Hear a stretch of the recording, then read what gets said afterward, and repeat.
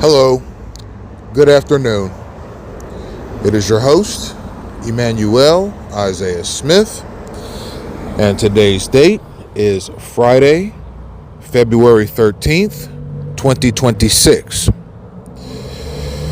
You'll have to excuse me, ladies and gentlemen. There have been a number of lectures that I unwittingly and inadvertently said 2025 when it was in fact 2026. You'll have to excuse my absent-mindedness on those videos.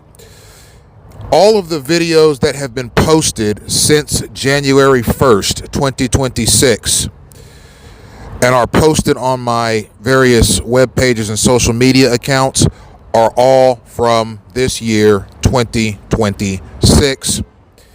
If I've said 2025 on them, that was a human error, one that I am presently working on remedying. So, ladies and gentlemen, please bear that in mind. 2026 is the correction. So today's date, ladies and gentlemen, is Friday, February 13th, 2026. The time is 3:16 p.m. and I am in Aventura, Florida. The topic of today's lecture is MK Ultra Part 2, Biological Terrorism Against United States Citizens. And I'll have you know, ladies and gentlemen, that I tend to do these lectures outdoors. So I may have to raise or project my voice from time to time in order to drown out the background noise. Please adjust your volumes accordingly, and thank you for tuning in today. Ladies and gentlemen, what I'm going to do today is similar to what I did for my previous MK Ultra lecture, also my COINTELPRO lecture, and various other lectures on Cuba and other topics of particular importance with respect to current events, the news, politics, and world affairs. I will gather the talking points of this lecture from documents that I've retrieved online from credible sources, including newspapers, journals, television interviews, and Senate or congressional meetings. Today's lecture will pull from any number of these documents. As I read through them, ladies and gentlemen, I will find instances of similarities to these topics and clandestine gang stalking and relay these messages to you, the listening audience, for your benefit and mind. And before we get into the lecture this afternoon, ladies and gentlemen, I would like to give you some semblance as to the political landscape here in the United States for all my international viewers who may not be up to speed. The big news story right now in the United States, ladies and gentlemen, is the Jeffrey Epstein saga. Now, this particular news event is one that has captured the minds and the hearts of the American people in particular, because it is a scandal that involves lascivious living, decadence, pimping and prostitution, human trafficking, the ingestion of large amounts of drugs, and a jail sentence for a man who mysteriously was found hanged in his jail cell just months after his incarceration, from what I've gathered. So Unfortunately, ladies and gentlemen, as amusing as this story is, and mind you, ladies and gentlemen, I'm amused by it too, because this gentleman, Jeffrey Epstein, okay, he was a billionaire financier that eventually, along with a mistress of his named Ghislaine Maxwell, started a human trafficking enterprise for the wealthiest men in the world. Okay? It was a way for the wealthiest men in the world to do business with him and Ghislaine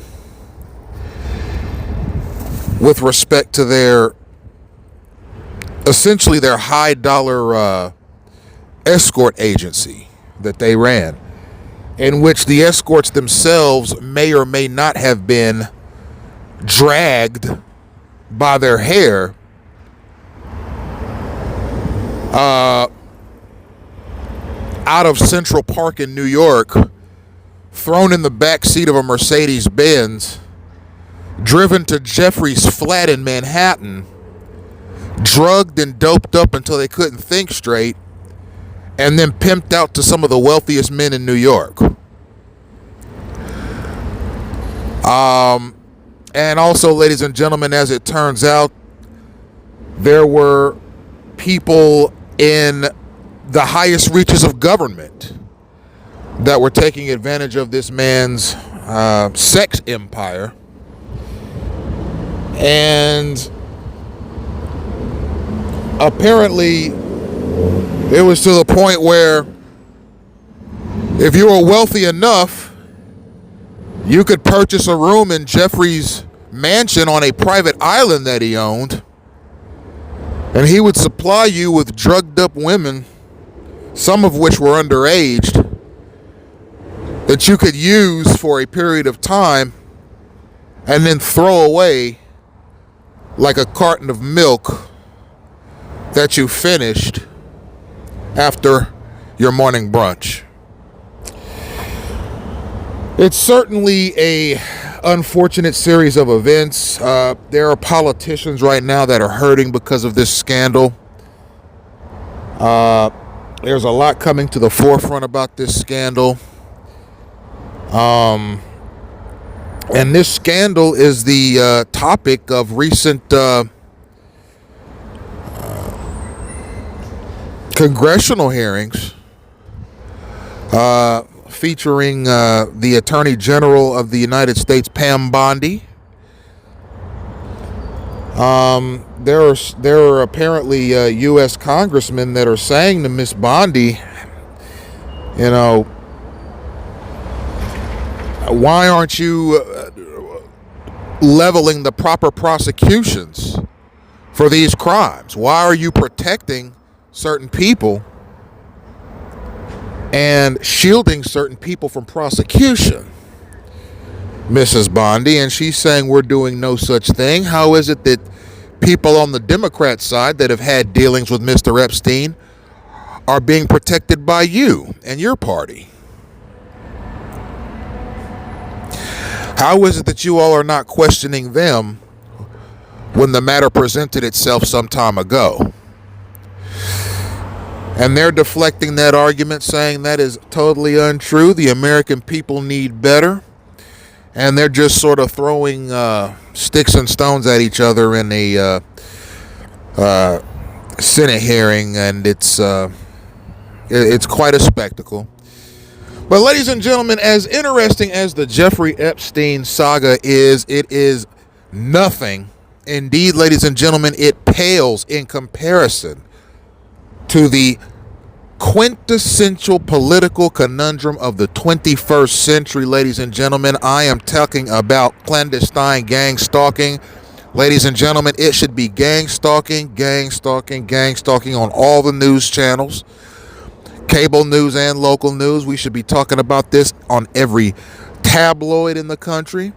We should be talking about this in every big-time newspaper in the country. Every internet news medium in the entire country, ladies and gentlemen, needs to be tuned in and focused on clandestine gang stalking, ladies and gentlemen. the quintessential political topic of the 21st century, that practice, that societal mechanism that has permeated and penetrated every individual crevice of federal, state, and local government. Ladies and gentlemen, it has permeated every crevice of every business and corporation in the entire country. Ladies and gentlemen, yes, this is the news story of the century. It is the news story of our lifetime, ladies and gentlemen. Clandestine gang stalking is what I'm talking about. Society has been turned upside down and shaken down to the last penny by clandestine forces that wish to implement a social engineering protocol, ladies and gentlemen, that is capable of indeed changing the very fabric of society for better or for worse, whether you like it, whether I like it, whether anybody likes it, ladies and gentlemen. And you and I are along for the ride. Okay? It is a roller coaster ride, 30,000 feet in the air. You either roll with it or you jump off the roller coaster ride and sees what happens. Ladies and gentlemen, I have chosen to jump off of that roller coaster ride with my parachute in hand. And I am bringing to you, ladies and gentlemen, the good gospel of clandestine gang stalking today, ladies and gentlemen. So much for a democracy, so much for a constitutional republic, ladies and gentlemen. We are living in totalitarian times, and quite frankly, those of us that get the worst of this program, okay, those of us that are the doormats and the punching bags of this program, those of us who are supposed to silently sit down and take this garbage, are called targeted individuals, ladies and gentlemen. But I'm going to tell you something. They picked the wrong target to deal with. My broadcasts are spinning around the entire world at lightning fast speeds. Ladies and gentlemen, the truth is getting out, and eventually the U.S. federal establishment will have to confront this evil, confront this societal ill, confront this act of social thuggery, socio-political thuggery, socio-economic thuggery, and confront it right now, ladies and gentlemen. We're talking about MK Ultra, the USA's biological hazardous terroristic plot to find a way to limit certain people's progress through the ages, ladies and gentlemen, and advance the interests of other people based on a set of factors. Me, ladies and gentlemen, I'm a targeted individual. Someone out there somewhere decided in a dark room behind closed doors that me, your host, E.I. Smith,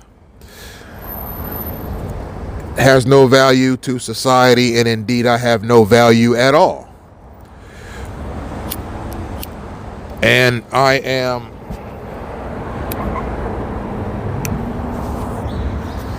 essentially fodder, or what they say, cannon fodder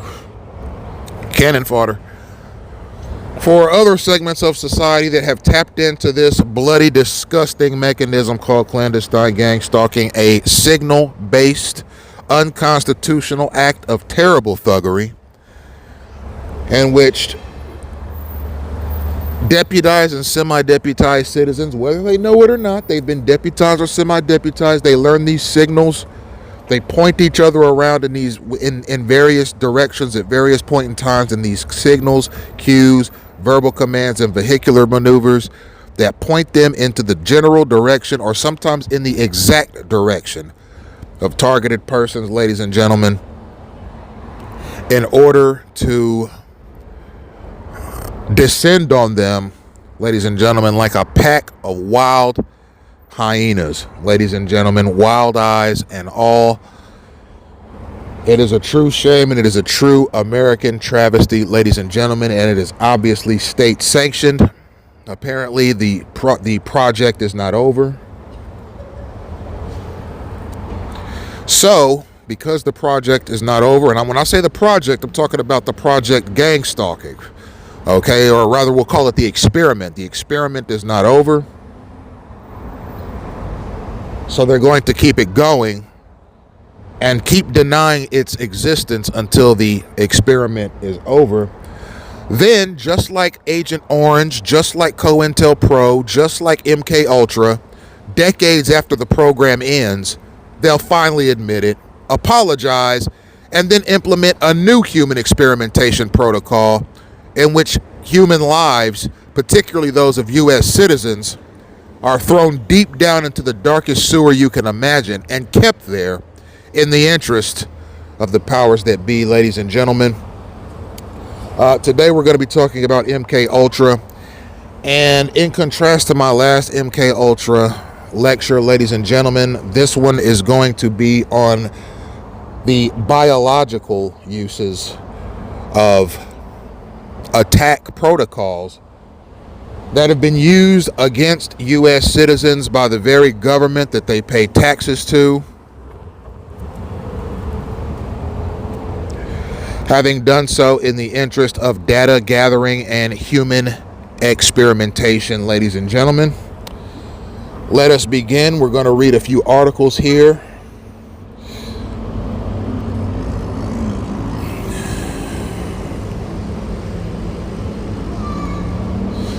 All right, the first article I'm going to read is an article that I looked at briefly in my first MK Ultra lecture. It's called "Report Suggests CIA Involvement in Florida Illnesses." This news report is courtesy of the Washington Post.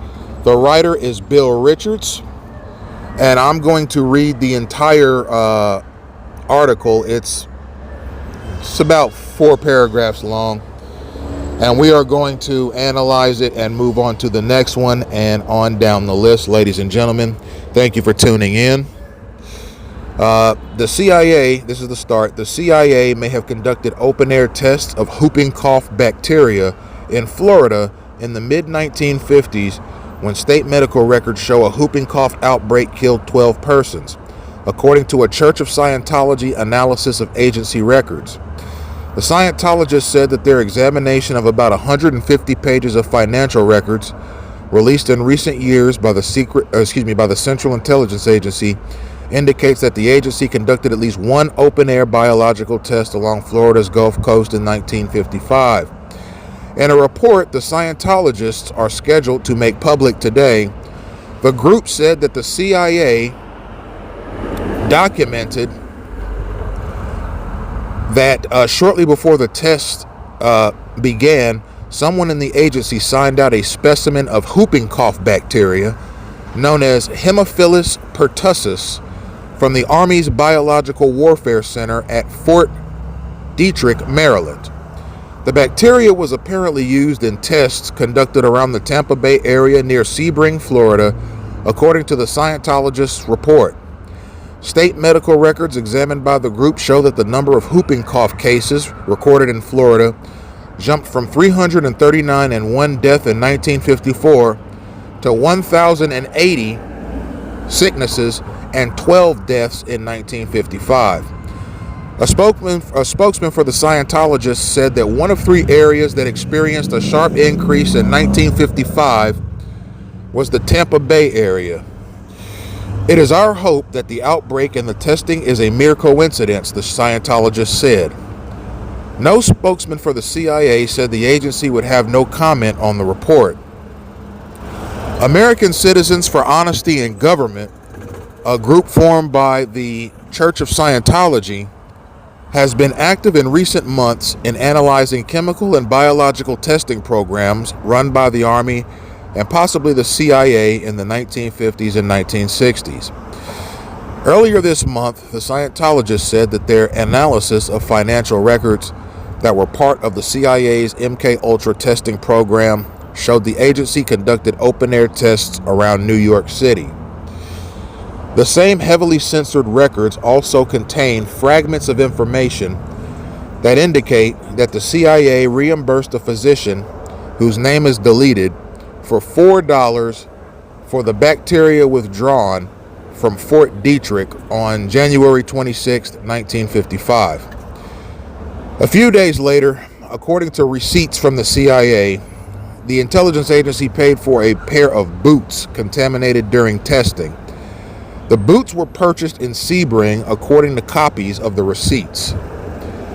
The CIA records also show reimbursements for jeeps, lumber, several animal tests, and long-distance calls regarding security set up at field test sites. Several other entries at the time indicate that the team was testing some sort of biological agent. According to the records, several test animals were killed and buried in a biological specimen and were shipped by air to an unnamed location by the researchers. CIA petty cash vouchers show a one-way railway ticket that was purchased on March 6, 1955 for $54.99. A Seaboard Railroad chart that from that time indicates $54.99 was the fare from Sebring to Washington, D.C. The Scientologists said they checked Florida state medical records and found whooping cough cases jumped 300% over previous years, with the highest increase recorded in July of 1955. Earlier this year, Army records indicated that a biological warfare test conducted in San Francisco in 1950 may have been responsible for the death of a hospital patient there.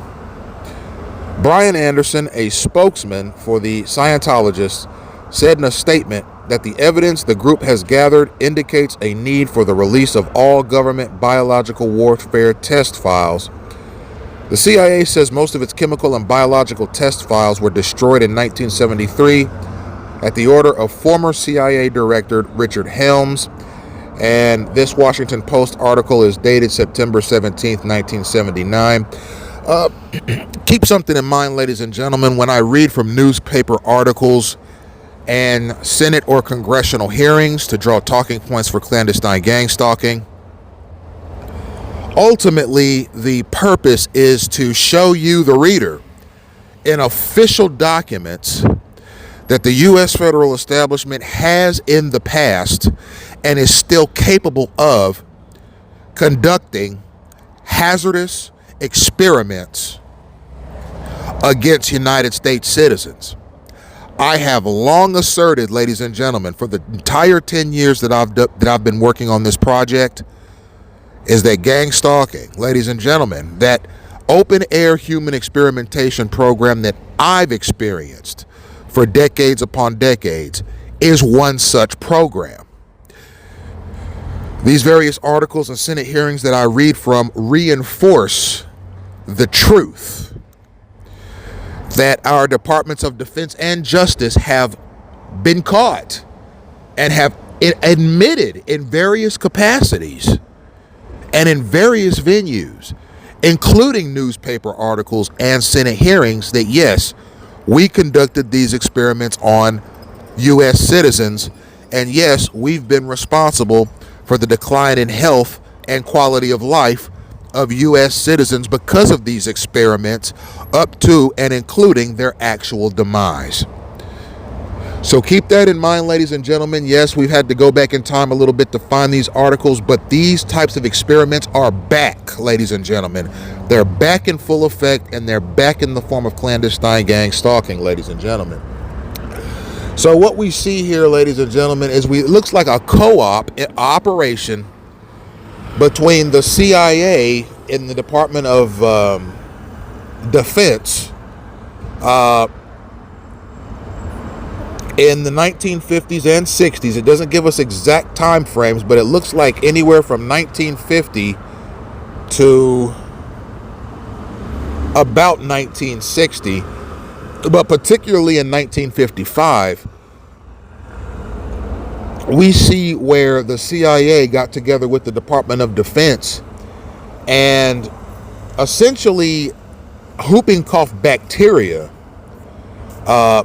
was purchased from doctors' offices for very low fees, next to nothing, almost free. And this whooping cough was taken to Tampa, apparently, and at some point it was spread about throughout the general population to see how much damage it would do before it was finally caught and cured.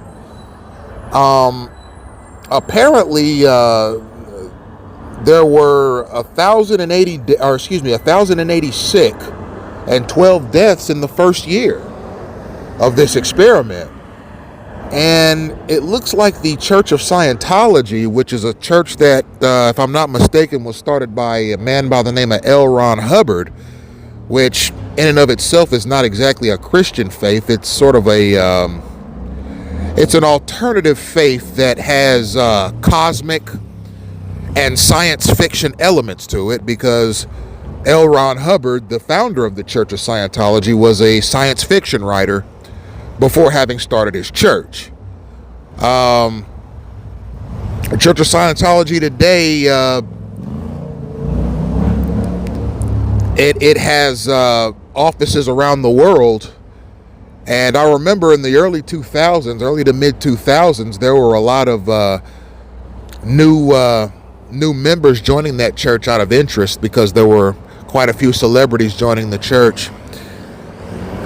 And apparently the Church of Scientology in the late 70s did a lot of investigating of government activity.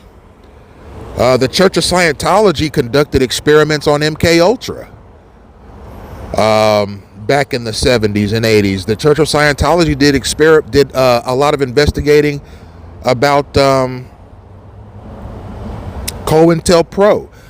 It did studies on lots of government experiments that it thought were controversial.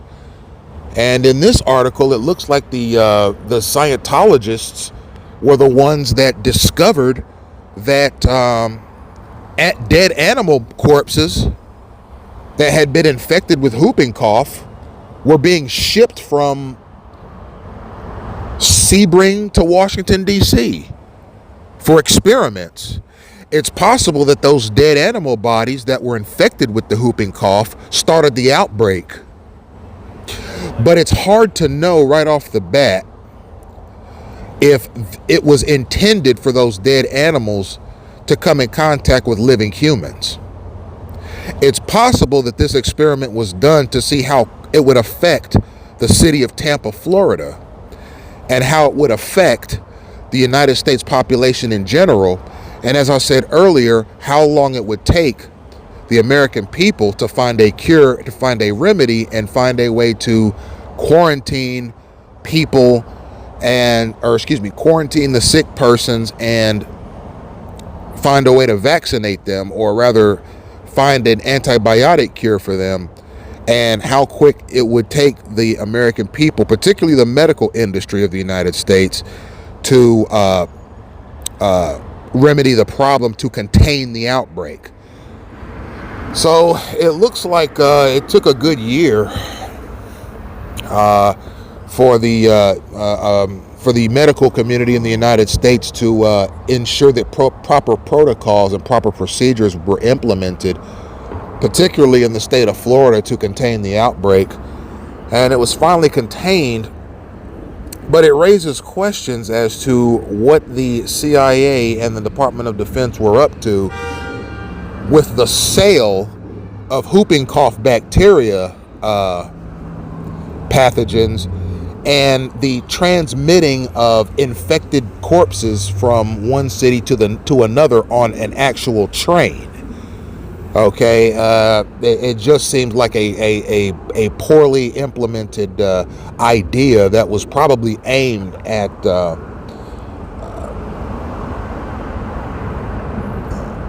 readiness,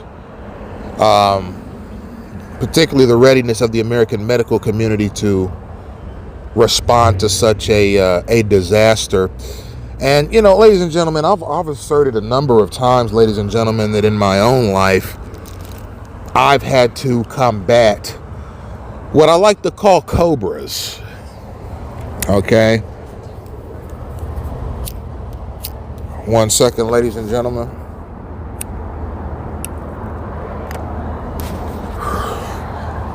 And when I say Cobra, it's a name that I've given to a mechanism that I've found that my stalkers have decided to use against my person.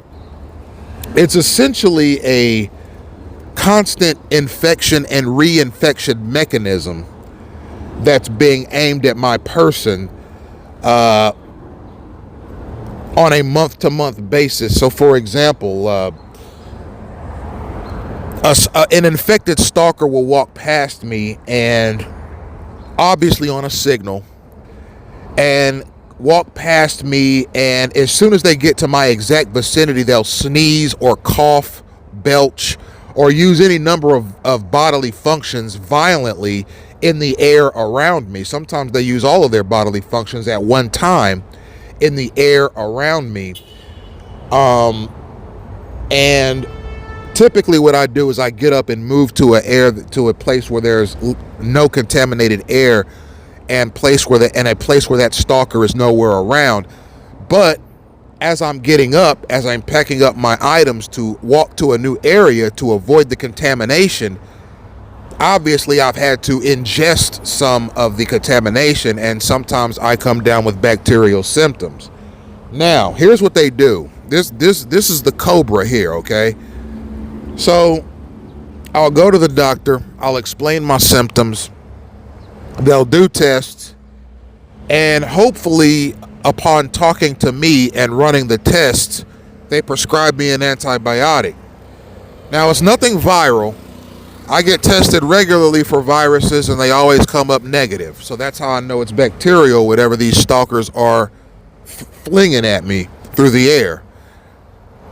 Okay, the doctor will prescribe me an antibiotic. So here's what they're doing. Let's say this antibiotic I'm taking once in the morning and once at night. Let's say I take it once at 8 in the morning and once at 8 at night, and again at 8 at night. Or let's say I take it at 11 in the morning and then 11 at night.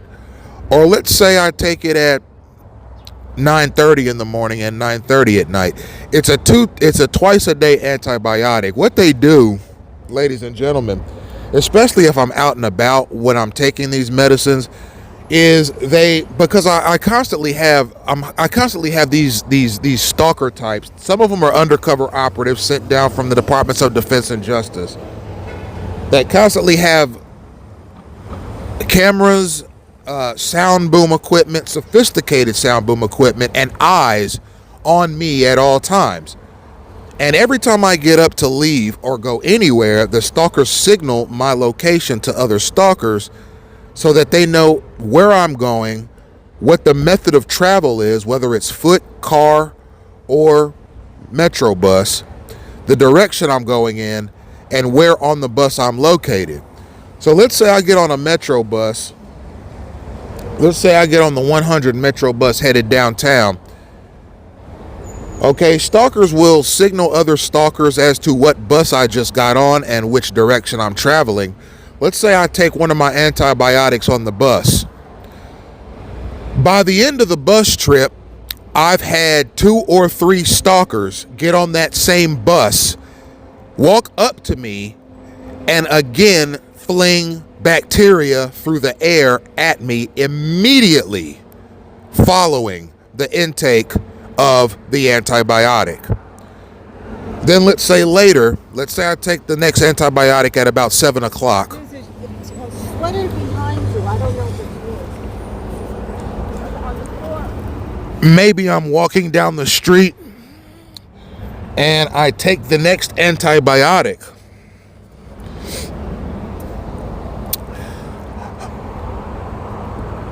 Within about an hour of having taken that antibiotic, another stalker will walk up. And mind you, some of these people are state-sanctioned stalkers. Some of them are undercover operatives that work for private security. Some of them are undercover operatives that work for the Departments of Defense and Justice. And some of them are just average run-of-the-mill people who know signaling mechanisms. But within about an hour of having taken the second antibiotic, another stalker will appear out of nowhere and basically commit that same act of assault. Okay, and mind you, I never know until it already happens who's going to walk up to me and not cough directly on me, cough or sneeze directly on me, but walk within probably 3 or 4 feet of me and violently cough or sneeze in the air around me so as to contaminate my breathing space. Within an hour of having taken the second antibiotic, another stalker appears at some point and does that same thing. So I call that a cobra when they do that. They get you, the targeted individual, sick. And as you go to take your antibiotics, they immediately send stalker after stalker after stalker after stalker after stalker to recontaminate you so that you can't heal. Okay, I call that a cobra. Okay, and I've had this operation, this murderous act of U.S. federally authorized thuggery used on me many a times. I mean, I invite anyone in the medical profession or anyone in any governmental auxiliary around the world to check my medical records. I invite you to check my medical records. My medical records are under my first, middle, and last name, and under my date of birth, which is May 24th, 1985. Look at my medical records. Anyone in the world listening to this that has access to such records, look at my medical records from 2025. Look at how many times I've been prescribed antibiotics in 2025. Look at the number of hospital visits that I, your host, okay, had to subject myself to in 2025. Okay, and you will see what I'm talking about. Look at all the blood tests that I've had. Okay, luckily and gladly, I'm in good health with respect to my internal organs and my blood. I suffer from no viruses. But look at the sheer number of hospital visits that I had to do in 2025. Okay, that is the direct result of clandestine narco-terrorist thuggish gang stalking maneuvers that I've experienced right here in South Florida over the past year. Okay, I call it a cobra, ladies and gentlemen. Keep infecting the target so he can't heal. Okay, I was finally able to get some relief after probably 10 separate prescriptions of antibiotics. The cobra stopped. But here in 2026, they're looking to do another one. But don't be afraid, ladies and gentlemen. Do not be afraid for me. Okay? I am a soldier in this fight. My government has messed with the wrong one. And I can assure you, ladies and gentlemen, that the image and the reputation of the United States of America will suffer. And it'll suffer greatly for very foolishly, stupidly, and with a mind and a consciousness of hate and self-loathing, has given its national security and intelligence apparatus the ability to inflict these horrors upon the United States populace. Okay, yeah, ladies and gentlemen, that is how they operate. Don't let the target heal. If he finishes one bottle of antibiotics, keep infecting him until he gets sick right away again. So he'll have to go back to the doctor with fresh bacterial symptoms. Ladies and gentlemen, yes, it is state-sanctioned attempted murder. And yes, the megalomaniacal, homicidal dirtbag thugs that authorize these types of programs and implement these types of programs, snatching the money out of the taxpayer's check to fund them, ought to be arrested, tried for treason, crimes against humanity, and other high crimes, and hanged at the gallows publicly for their crimes against humanity, ladies and gentlemen. I'm going to move on to the next article. The next article is the Washington Post, March 11th, 1980 is the date on this article. The article was written by George Lardner Jr., a Washington Post staff writer. And this this lecture, ladies and gentlemen, will cross over the 1 hour mark. The article begins, the CIA funded a project aimed at maintaining biological warfare harassment systems for nearly 3 years after President Nixon renounced the use of such weapons, according to a Church of Scientology study of CIA records. The Scientologist said that the CIA spent more than $100,000 through 1972 on a program established years earlier to develop operational capability and dose investigative work in the field of covert biological warfare and chemical warfare. In a report scheduled to be made public today, the Scientologists traced the history of the project, originally known as MK Ultra 78, from 1957 until it ended 8 years ago.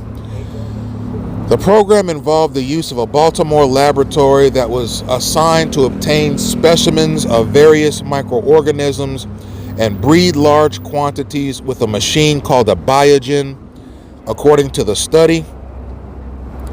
Using documents made public under the Freedom of Information Act, primarily CIA financial records, the Scientologists said that receipts for papers and replacement parts indicated the machine was steadily used for 13 years and may have produced hundreds of pounds of various biological agents and microorganisms. President Nixon stated on November 25, 1969, that the United States was renouncing the use of any form of biological weapons that kill or incapacitate. He also ordered the disposal of stocks of bacteriological weapons.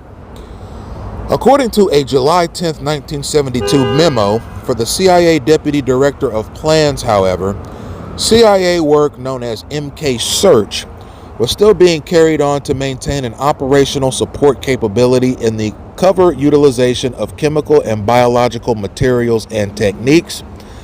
The Scientologists said that the Baltimore-based project became part of MK Research around 1963 in an effort to single out some MK Ultra activities that, another CIA memo put it, can now be carried under some other administrative and fiscal mechanism.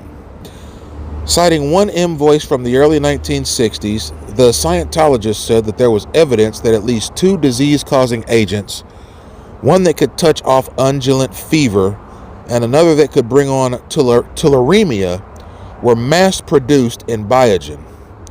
According to the July 10, 1972 article, CIA memos recommending termination of all MK Search projects, the agency had received no approved operational requests for its biological and chemical materials or techniques for 4 years, but had not abandoned the funding needed to maintain an operational capability.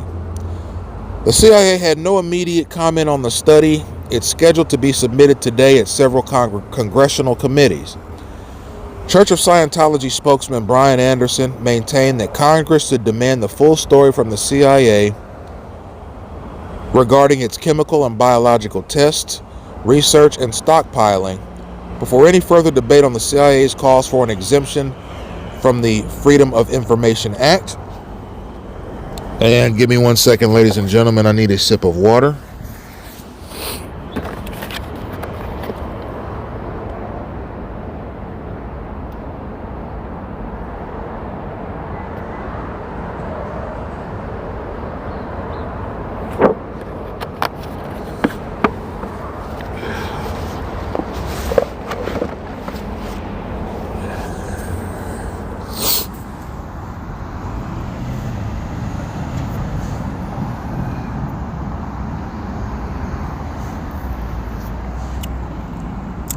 So essentially what we have here, ladies and gentlemen, is we have CIA research on bacteria, and not just research on bacteria, but the development of bacteriological weapons. Okay, now I'm gonna stop there for a second before we break down the rest of this article.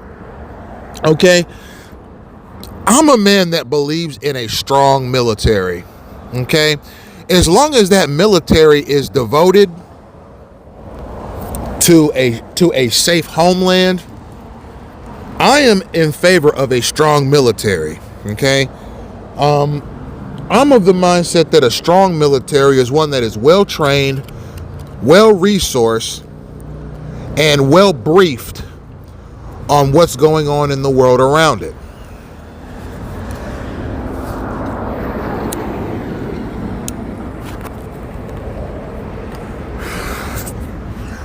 So, yeah, there are controversial weapons that are in production around the world. Okay, germ warfare, ladies and gentlemen, is rooted in military-styled warfare capabilities. Okay, it brings about a big what if. Okay, what if the United States was faced with a catastrophic enemy? How would bacteriological weapons be used? Those are basically weapons that have the ability to make people sick. Okay, it's not like you're not like walking around and with a pistol that instead of shooting bullets, it shoots the bacterial agents at people. It's not like that, although I wouldn't be surprised if weapons like that were in production somewhere. Okay, it's more like a cluster bomb that you could drop on a city, okay, or a geographic area, and when that bomb explodes, it releases bacteria in the air instead of fire and brimstone. You see, and that bacteria flies throughout the city, getting anyone who gets in contact with it sick. Okay, that's an example of germ warfare or a bacteriological weapon. Another example of a bacteriological weapon would be like, for example, if you were to use some sort of a contamination agent in the water supply of a city or state, okay, which would effectively contaminate all of the water that flows through that city's plumbing mechanism, so that the water that comes out of your sink or faucet or shower or what have you is contaminated with harmful bacteria. Okay, a similar analysis to that would be poisoning the well. Okay, you saw that in medieval times, where in times of war or conflict, one enemy or one side would go to the other enemy's well at some point and drop poison in the well, so that anyone in that village who drinks from that well instantly dies, and eventually you get the advantage militarily, right? So imagine being able to use bacteriological weapons or germ warfare to poison the water supply of your enemy, or maybe it's a meat processing plant or a vegetable processing plant, and you find a way to use germ warfare to contaminate the vegetables that are being processed in a factory, or the meat that's being processed in a factory, so that when the consumers go and buy those meats and vegetables from their grocery store, they're buying meats and vegetables that have been contaminated covertly using germ warfare tactics. And you see that from time to time, where you hear of Tyson chicken or Granny Smith apples or something like that doing a recall. Okay, I'm using these as examples, of course, doing recalls for E. coli or salmonella outbreaks in their various meals. Okay, there's always the possibility that those bacteria-based recalls were due to not just unsafe handling of the product, but a biological attack, okay? Or perhaps a prank. Maybe somebody in the factory got their hands on a vial of E. coli all right, and started sprinkling it in the machines so that all the meat that passed through the machines or all the vegetables that passed through the machines came in contact with the E. coli, which quickly spreads. Okay, and all this meat being packaged together and prepared together, and all these vegetables being packaged together and prepared together, come in contact with one another, causing essentially a giant outbreak of E. coli or various other bacteria throughout the processing plant. You see, it isn't difficult to do germ warfare, and it's very hazardous, and it can affect men, women, and children that are not necessarily involved in the conflict. That's why some people call it a war crime, to use biological weapons, to use chemical weapons, to use the kinds of weapons that are considered unconventional weapons, you know.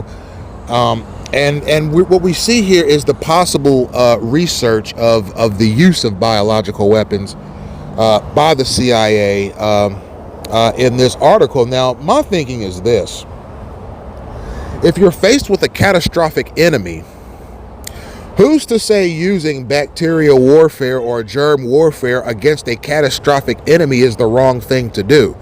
Okay, I'm of the mindset that any government, any military, okay, any Department of Defense, any Department of Justice would be open to using any means of warfare to keep the homeland safe.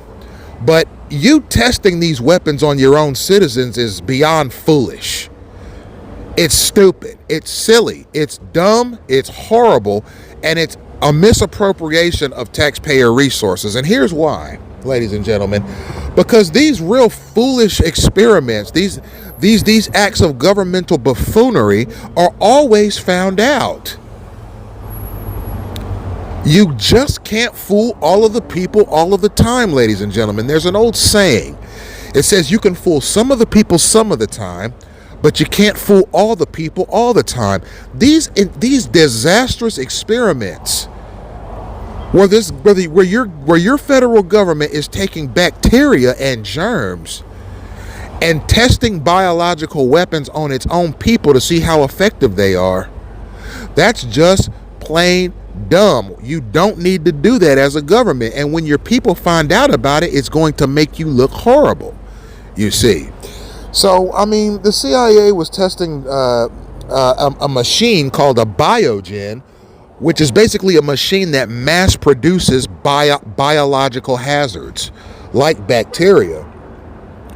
And I guess hundreds of pounds of bacteria and microorganisms, which are small bacteria that can get you sick, were produced by this machine called a biogen. I mean, listen, if you have a country that creates a machine called a biogen, and it decides to take these bacteria that are produced by this biogen and use it on its own people, you have to call out your government. Now, I've used in the past the analogy getting Congress's face. That is not a call for violence. That is an administrative statement. It's a theoretical statement.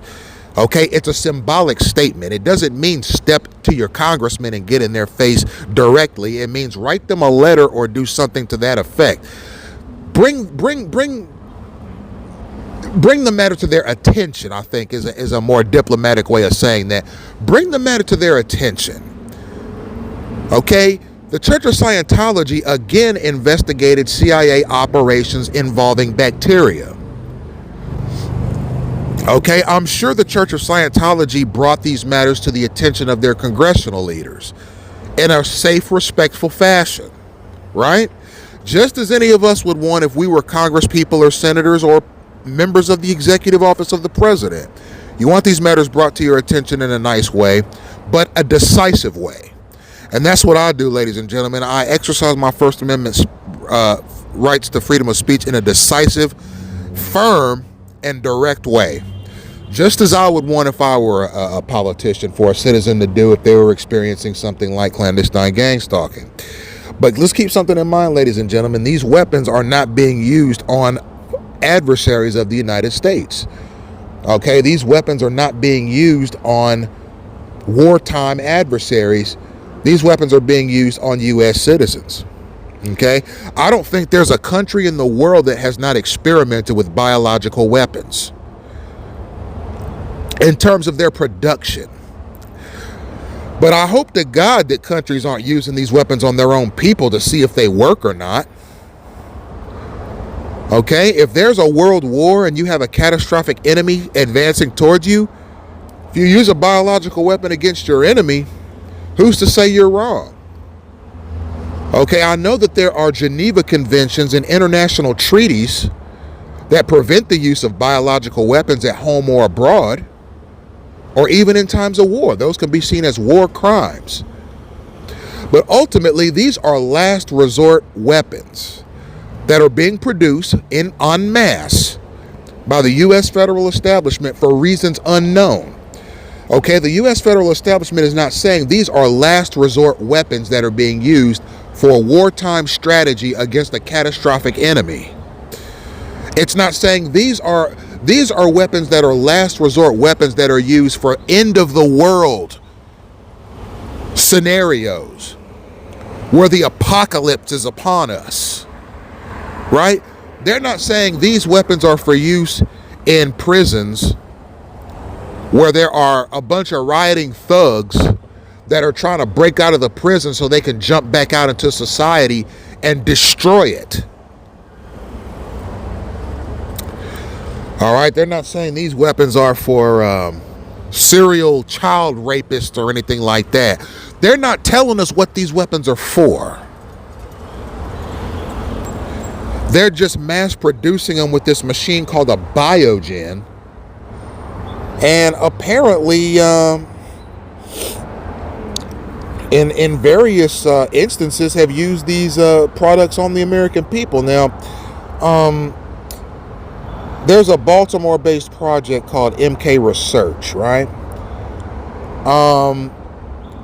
There was 2 disease-causing agents, one of which could cause undulant fever and one that could bring on tularemia, were mass-produced in a biogen. Those are deadly. Microorganisms that were mass-produced in that biogen.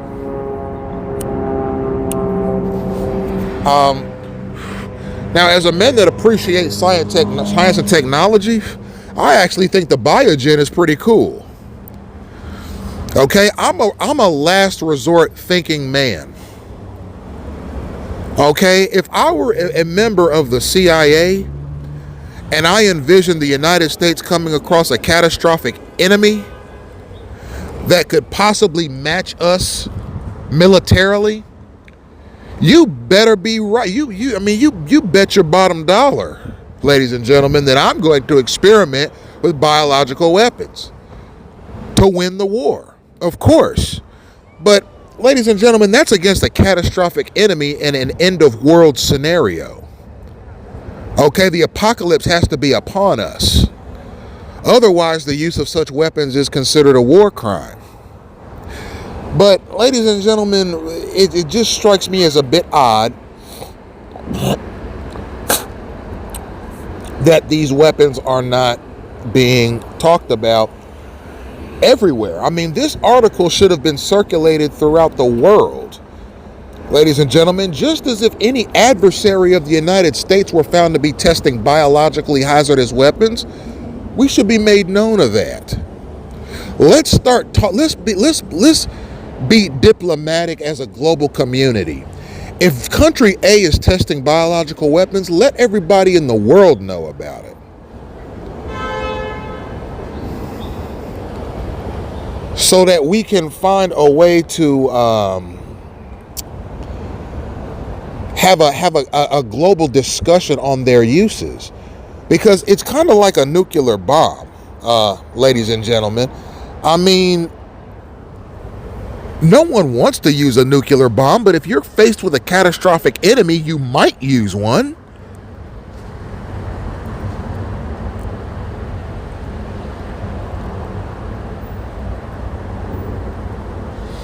Okay, you might. Are you going to defeat your enemy? Maybe, maybe not. Will there be a catastrophic loss of life? Yeah. That's why nuclear weapons are seen as last resort weapons. Just like biological hazardous weapons are seen as last resort weapons. You keep them on hand for a catastrophic end of world scenario. And no more, ladies and gentlemen. All right, this next document is going to be a memorandum for the Director of Central Intelligence. This is a certified CIA document documented on November 15th of 1954. The subject is Project MK Ultra, Subproject 35. And I am going to read through this document in its entirety, ladies and gentlemen. It isn't that long. And then we're going to take a look at its auspices. This is part one of the project, and this document is a memorandum for the Director of the Central Intelligence Agency. It was released in April of 1993. And part one, and there are many redactions in this document, so I'm going to read through it, minus the redactions. If there are too many redactions in a paragraph to where the paragraph doesn't make sense, I will paraphrase the contents of the paragraph, as opposed to reading it word for word. So it's numbered 1 through... Well, it's actually numbered with bullet points and sections that are numbered. And we're going to read through it. Part 1 says this project concerns cover for the DD/P/TSS biological and chemical warfare program and involves an expenditure of $125,000 by the CIA and the resultant expenditure of additional equal amount in matching funds by another element of the government. In the opinion of the undersigned, this total investment is $250,000. It is fully justified because of benefits to the agency as outlined in Tab A. Tab A describes a proposed arrangement whereby the agency would make a single non-recurring grant of $125,000 to blank hospital for the construction of a new research wing, which is essentially agency-sponsored research in sensitive fields. And basically there'd be work without the university being aware of CIA interests, and each project would be separately funded. Blank hospital will not be aware of agency participation, and the agency is encouraging some company to make a contribution of $500,000 to a construction fund. The hospital would be aware of the donation, but not of our encouragement. Project MK Ultra, as previously approved by the DCI, sets up controls and procedures under which TSS spends a percentage of its annual research and development budget for highly sensitive projects in certain fields. So what we see in the first 4 tabs is we see where there are some redactions made, but apparently the CIA is getting ready to make donations totaling about $1 million to a number of hospitals and universities to fund research on biological and chemical weapons. Now, the hospitals and the colleges that are involved are not going to be made aware that the CIA is the donor. So the CIA is going to observe the hospitals and the colleges' documentation of these weapons, but these hospitals and these colleges are going to think that they're doing this research for an organization other than the CIA. The CIA is not going to make their interest apparent to the hospital or colleges. So they're not going to know that this is governmental research that they're assisting with.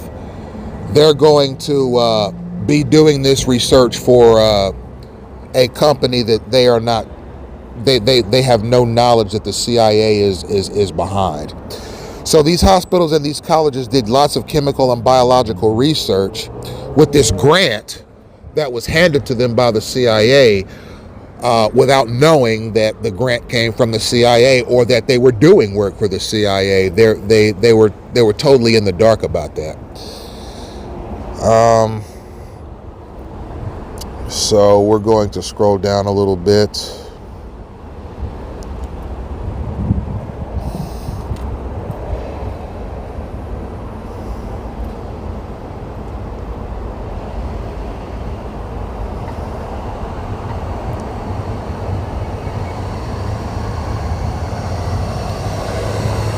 All right, we're going to scroll down to, because again, this is a heavily redacted document. And the reason it's redacted is because it's very sensitive information. Okay, a lot of it is confidential. And even when the document was made publicly available, there were certain businesses and names that were edited out. Okay. All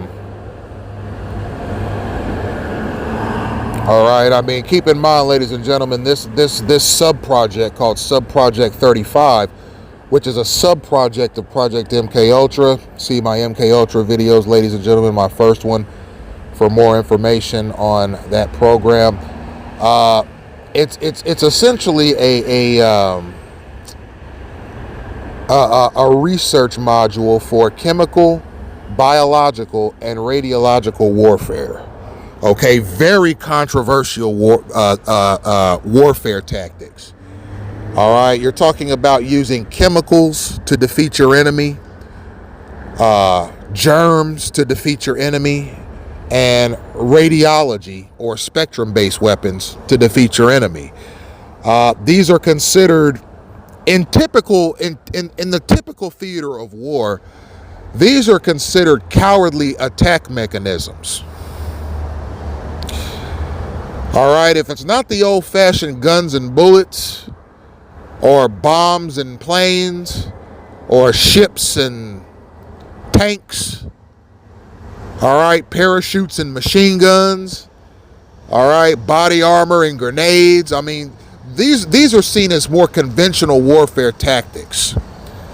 But when you get into like slinging chemicals and germs and spectrums on your enemy, in today's theater of war, these are seen as spineless or gelatin ways of attacking your enemy. And apparently the CIA wanted to know every bit of how to do it.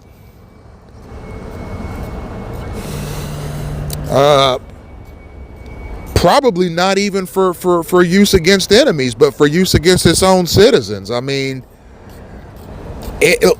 ladies and gentlemen, I mean, you can't make this stuff up. I mean, you see it. It is right here in front of you, ladies and gentlemen. And you know, the truth is sometimes a thing you have to process. I mean, you have to process the truth. I mean, sometimes the truth is stranger than fiction. You know, and this is one such truth. All right, we're going to keep scrolling down.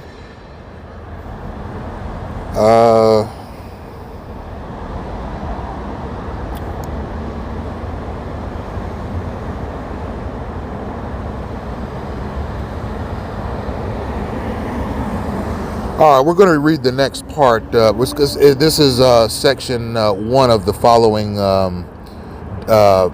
part.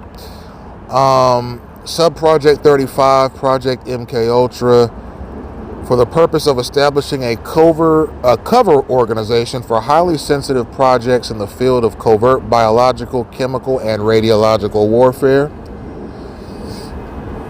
In 1953, the DCI approved Project MK Ultra, which established procedures and controls under which research projects in certain highly sensitive fields could be carried out by TSS agents without the necessity of signing the usual contracts. The approved procedures apply to blank, and when I say blank, it's a redacted part of the memo, of the annual overall research and development budget, and no additional funds are required. Controls established in the Project Review Committee approval of the Research Department of Research and Development remain unchanged, and special provisions for audit are included. All files are retained by the TSS. These procedures and controls were approved since it is highly undesirable from a policy and security point of view that contracts be signed indicating agency or government interest in this field of endeavor. In many great instances, the work must be conducted by individuals who are not and should not be aware of the agency's interest. In other cases, the individuals involved are unwilling to have their names on a contract which remains out of their control in our files. Experience has shown that qualified, competent individuals in the field of physiological, psychiatric, and other biological sciences are very reluctant to enter into signed agreements of any sort which would connect them with this activity, since such a connection might seriously jeopardize their professional reputations. When Project MKUltra was approved, it was not contemplated that it would be used for the establishment of cover. Over 40 individual research and development projects have been established under this framework and have been carried out extremely successfully, both from technical and administrative points of view. The experience gained in handling these projects has emphasized that establishment for better cover, both for the projects and for associated agency scientists, is of the utmost importance. Subproject 35 would establish such cover. So what we see in this part of the document, ladies and gentlemen, which is the second part of the document. Give me 1 second, I need a sip of water.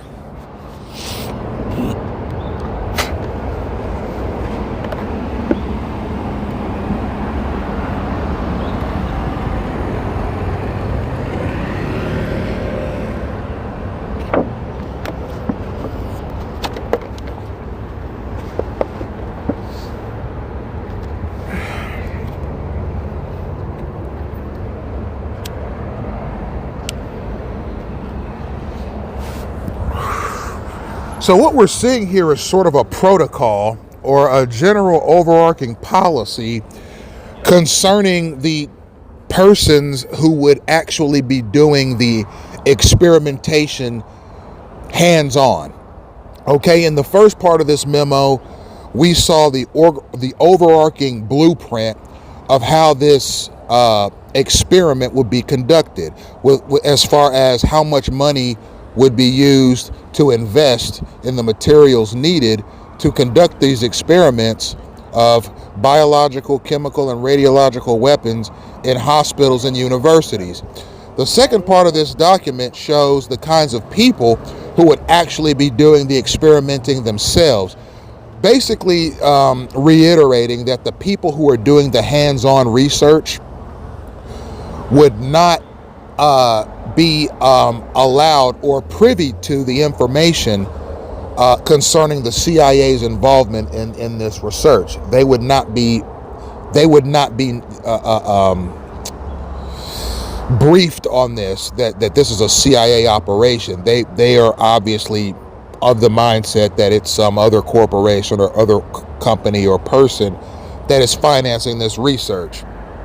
And it's reiterating the importance of silence on the matter. Now, ladies and gentlemen, I would like to stop there for a second before moving on to the next part.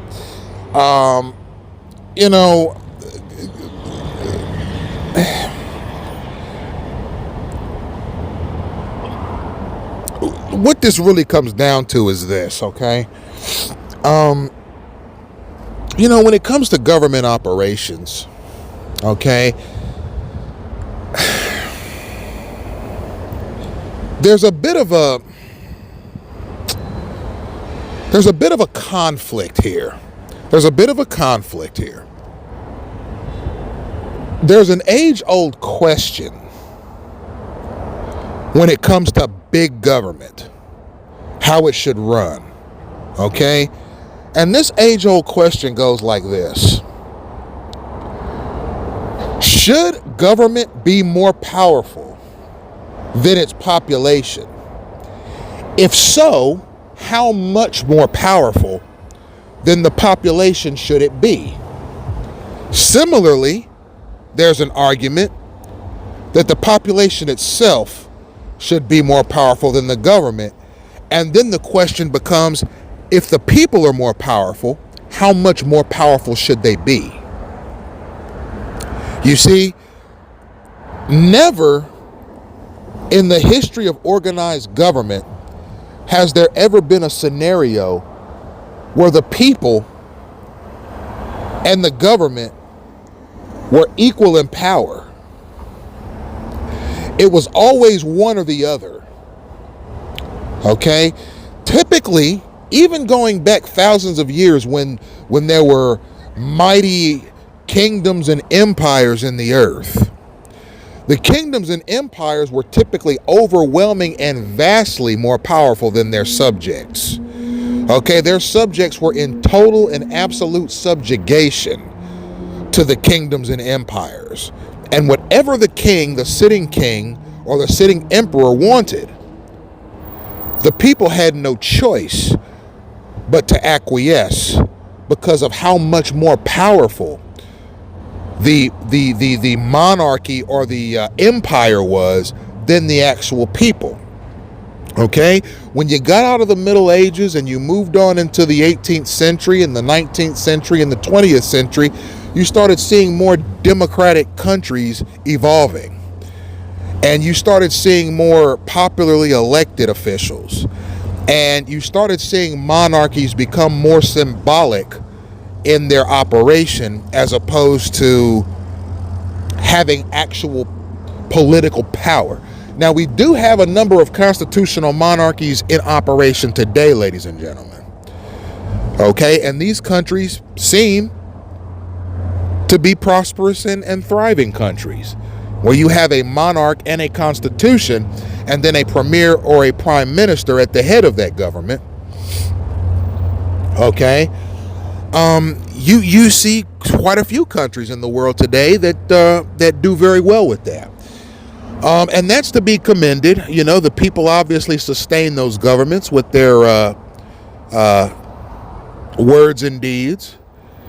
And those governments are typically fare well. As a matter of fact, a number of these constitutional monarchies are friends or allies with the United States.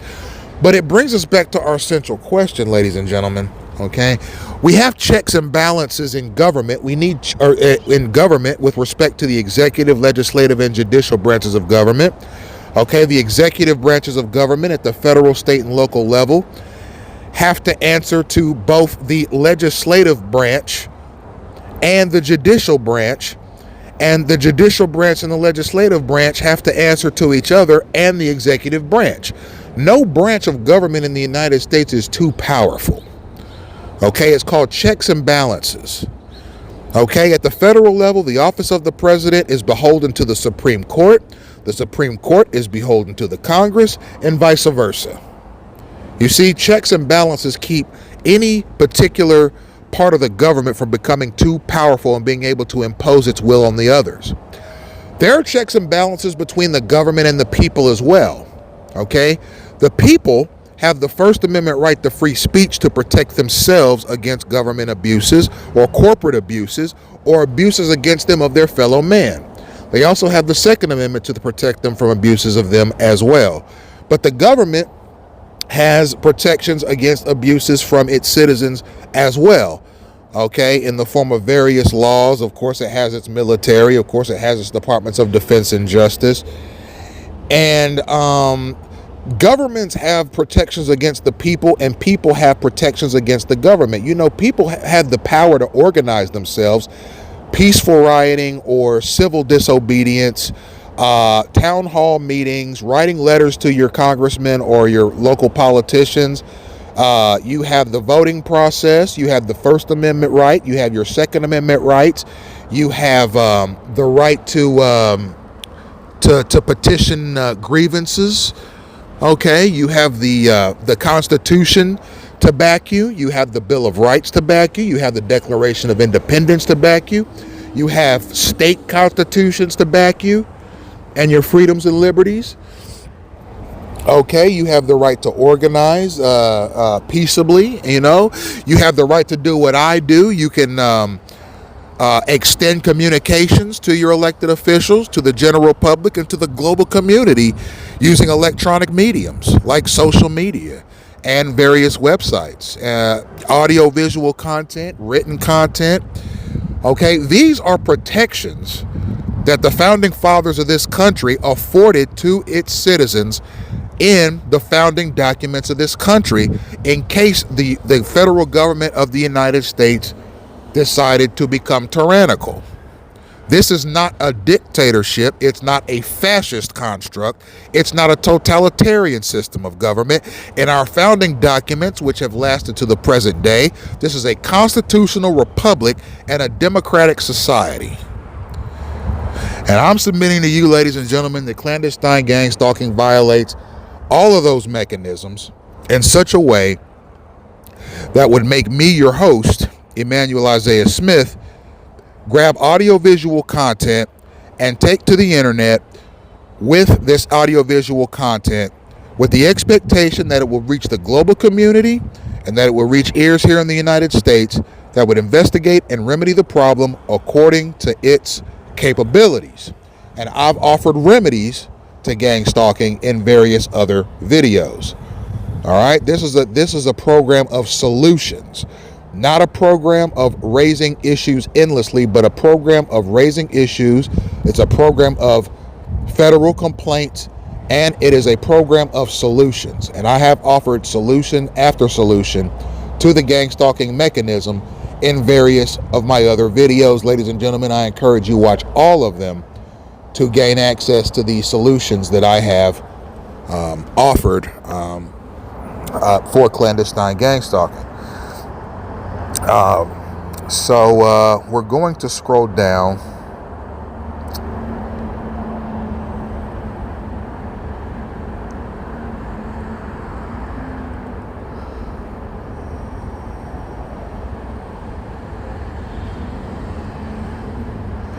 Because these the paragraphs in part 2 are so heavily redacted that I wanted to put these redacted documents I wanted to put online, even with the redaction, so you could get a general gist of what's being said here.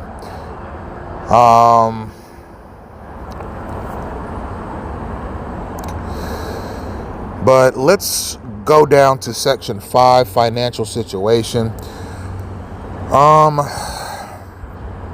The university will require $3 million for the blank addition. This sum is exclusive of the cost of land and heating of power supply, which are available at the site. At the present time, under the Public Law 221, funds are available to match funds raised by the university. The university has allocated $1 million to this project and will assume upkeep and staffing obligations. Dr. Blank has agreed that if the CIA will provide blank of $123,000, the fund will match this amount and make a total donation of $250,000 to the university building fund. This agency's contribution will be made under the condition that it will be refunded if construction does not take place. And given the redactions, I'm going to stop there. In total, the CIA is going to donate $3 million to an unnamed university for its research in biological, chemical, and radiological warfare.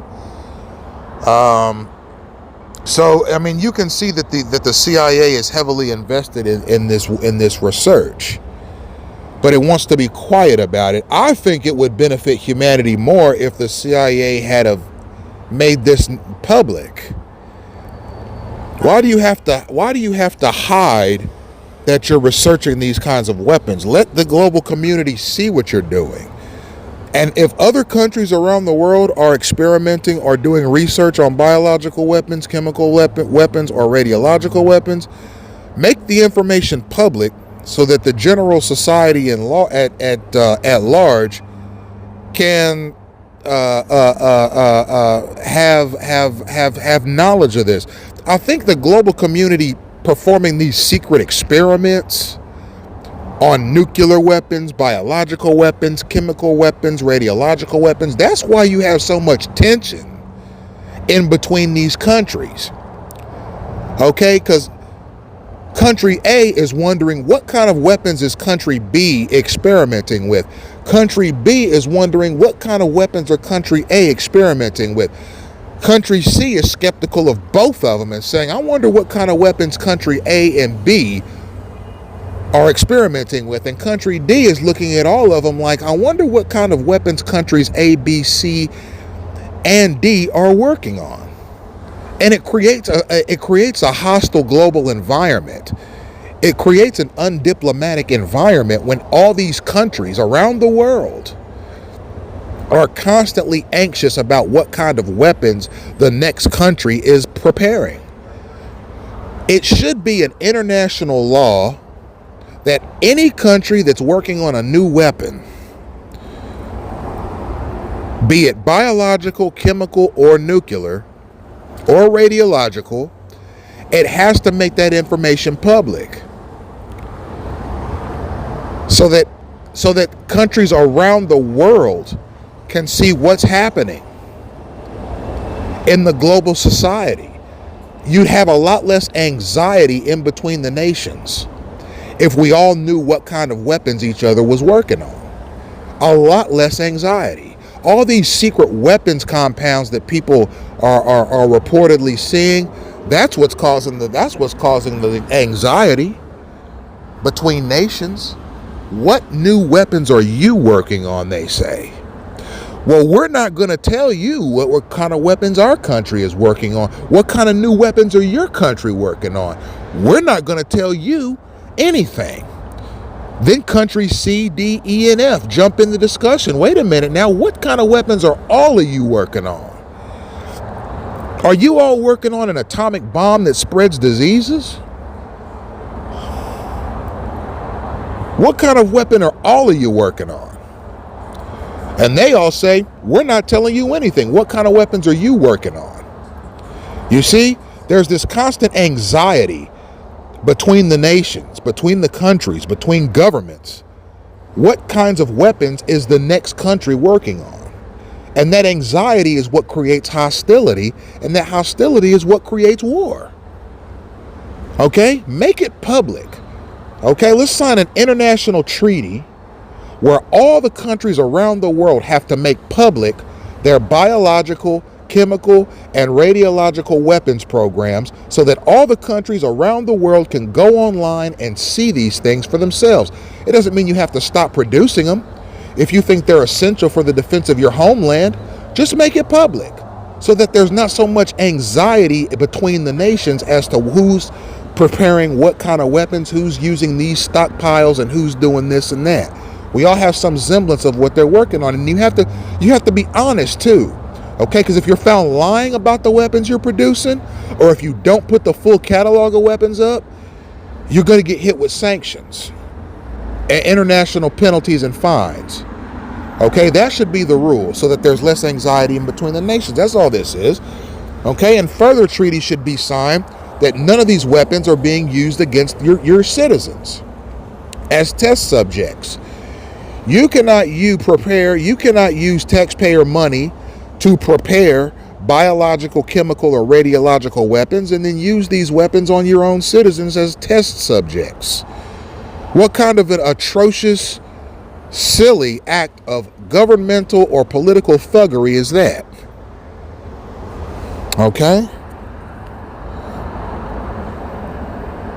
So, what we're seeing here, I'm scrolling down some. They're talking about some of the difficulties faced by the TSS. All right. The chemical division is in the field of covert biological, chemical, and radiological warfare. Okay, this is part 6. And they're sorely in need of proper cover, meaning they want to hide their intentions. Although Project MKUltra provides excellent administrative and financial cover for projects, it does not afford cover for scientific or technical personnel. And I'll stop there. It's basically saying here that one of the difficulties that's being faced by the CIA here is proper cover for the scientific and technical personnel that's going to be doing the research on these weapons. The CIA wants their identities covered and hidden so that no one could bribe or intimidate them into telling anyone what their research is about. University research on chemicals, pathogens, and radiology is very secretive. Very secretive. I mean, they have to sign disclosures and waivers before starting the project, so that promising that they won't tell anybody what they're working on. But the CIA wants more covers for the scientists and technical workers who are going to be researching these biological, chemical, and radiological weapons. They want their identities properly hidden. Okay.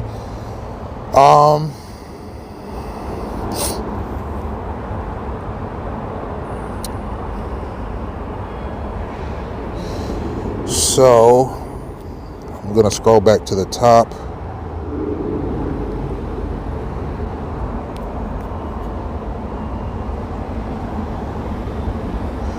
All right, so that's the general gist of that memorandum. We're going to go to the next article. This article is from the Chicago Tribune. It's dated December 5th, 1984. And ladies and gentlemen, this is an article that's reminiscent of the days where the news was the news. They reported hard-hitting investigative facts about governments, companies, people, and events that were oftentimes inconvenient truths. I mean, when's the last time you looked in any newspaper and saw something this expository? Okay, the title of this article is "The Army Tested Germs on the Public in 1964." Okay, these concepts are still alive 60 years later, ladies and gentlemen, that I can promise you. Okay? All right. From the Chicago Tribune News, I'm going to read this entire article. Passengers at Washington's National Airport and a city bus terminal were secretly sprayed with bacteria by Army agents to test how enemy forces might start a smallpox epidemic, according to newly released documents. The experiments were carried out in 1964 and 65, and also may have included bus terminals in Chicago and San Francisco, according to a heavily censored document released to the Church of Scientology under the Freedom of Information Act and made public on Monday. Army Special Operations agents used aerosol-like blowers concealed in specially built suitcases to spray bacteria, which is Bacillus subtilis, which is a variation that you see in Niger, in the North Departure building of a national airport, and a Greyhound bus terminal, the document said. The Army has described that the bacteria is harmless, but Sylvia Stannard, a Scientology official, said that the bacteria has been found to cause symptoms of respiratory infections as well as blood and food poisoning. The document also reproduced Army photographs taken surreptitiously of several agents with their fake luggage wandering around passengers. The church, which has exposed previous Army and CIA drug experiments through the Freedom of Information request, forwarded the findings to Senator James Sasser, the Democrat from Tennessee. Sasser has raised issues about the current expansion plans for the Dugway Proving Grounds in Utah, where defenses against chemical and biological warfare are studied. Last month, the Defense Secretary Caspar Weinberger sent a letter to Sasser stating that the U.S. does not engage in any biological or toxin weapons development. The U.S. and the Soviet Union signed a treaty in 1972 banning biological weapons, but research on both sides continues. The experiments in Washington were carried out under the auspices of the Army Biological Laboratories in Fort Detrick, Maryland. Despite deletions, many details of the operation are included in Miscellaneous Publication 7, which was stamped secret. A source at Dugway said the document is authentic, although parts are still being, investigated by the Pentagon. That part of the sentence is covered. Document 7 estimated that the spraying of outgoing airline and bus passengers with a highly contagious disease such as smallpox would have far-reaching effects. The document says that the Army estimated that infected passengers in the test would carry the bacteria to more than 200 cities. New York, Washington, Boston, Chicago, and Los Angeles would have the highest incidence of infection. The document is not clear, or details have been deleted on whether experiments were actually carried out in Chicago and San Francisco. Starting in 1952, Fort Detrick also cooperated with the CIA in exotic experiments on Americans and some Canadians to covertly disorient or incapacitate enemy agents or groups with drugs or hypnosis. In one CIA experiment, an Army biologist became deranged and committed suicide in 1953 after drinking a glass of liquor laced with LSD at an agency-arranged reception. The government eventually admitted liability and belatedly granted his wife $750,000 in compensation. Ladies and gentlemen, this last part of the article might stand out to you. If I'm not mistaken, the doctor that is spoken of in that particular paragraph is Dr. Frank Olson. We will be talking about Dr. Frank Olson, ladies and gentlemen. He was an Army scientist that was the subject of an MK Ultra experiment in which he had a glass of liquor that a CIA agent poured some LSD into without his knowledge. Okay? And as the doctor was hallucinating off the LSD that was poured into his liquor while he wasn't watching, he became deranged and jumped off a balcony and killed himself. Okay? There were denials as to what happened from the CIA at first, but as people who knew of the incident started coming forward about it, the CIA recanted and admitted that as a part of its MK Ultra experiment, it dumped LSD into this scientist's liquor bottle, causing this man to jump off of a building and kill himself. But this is an interesting article, ladies and gentlemen. Yes, it is.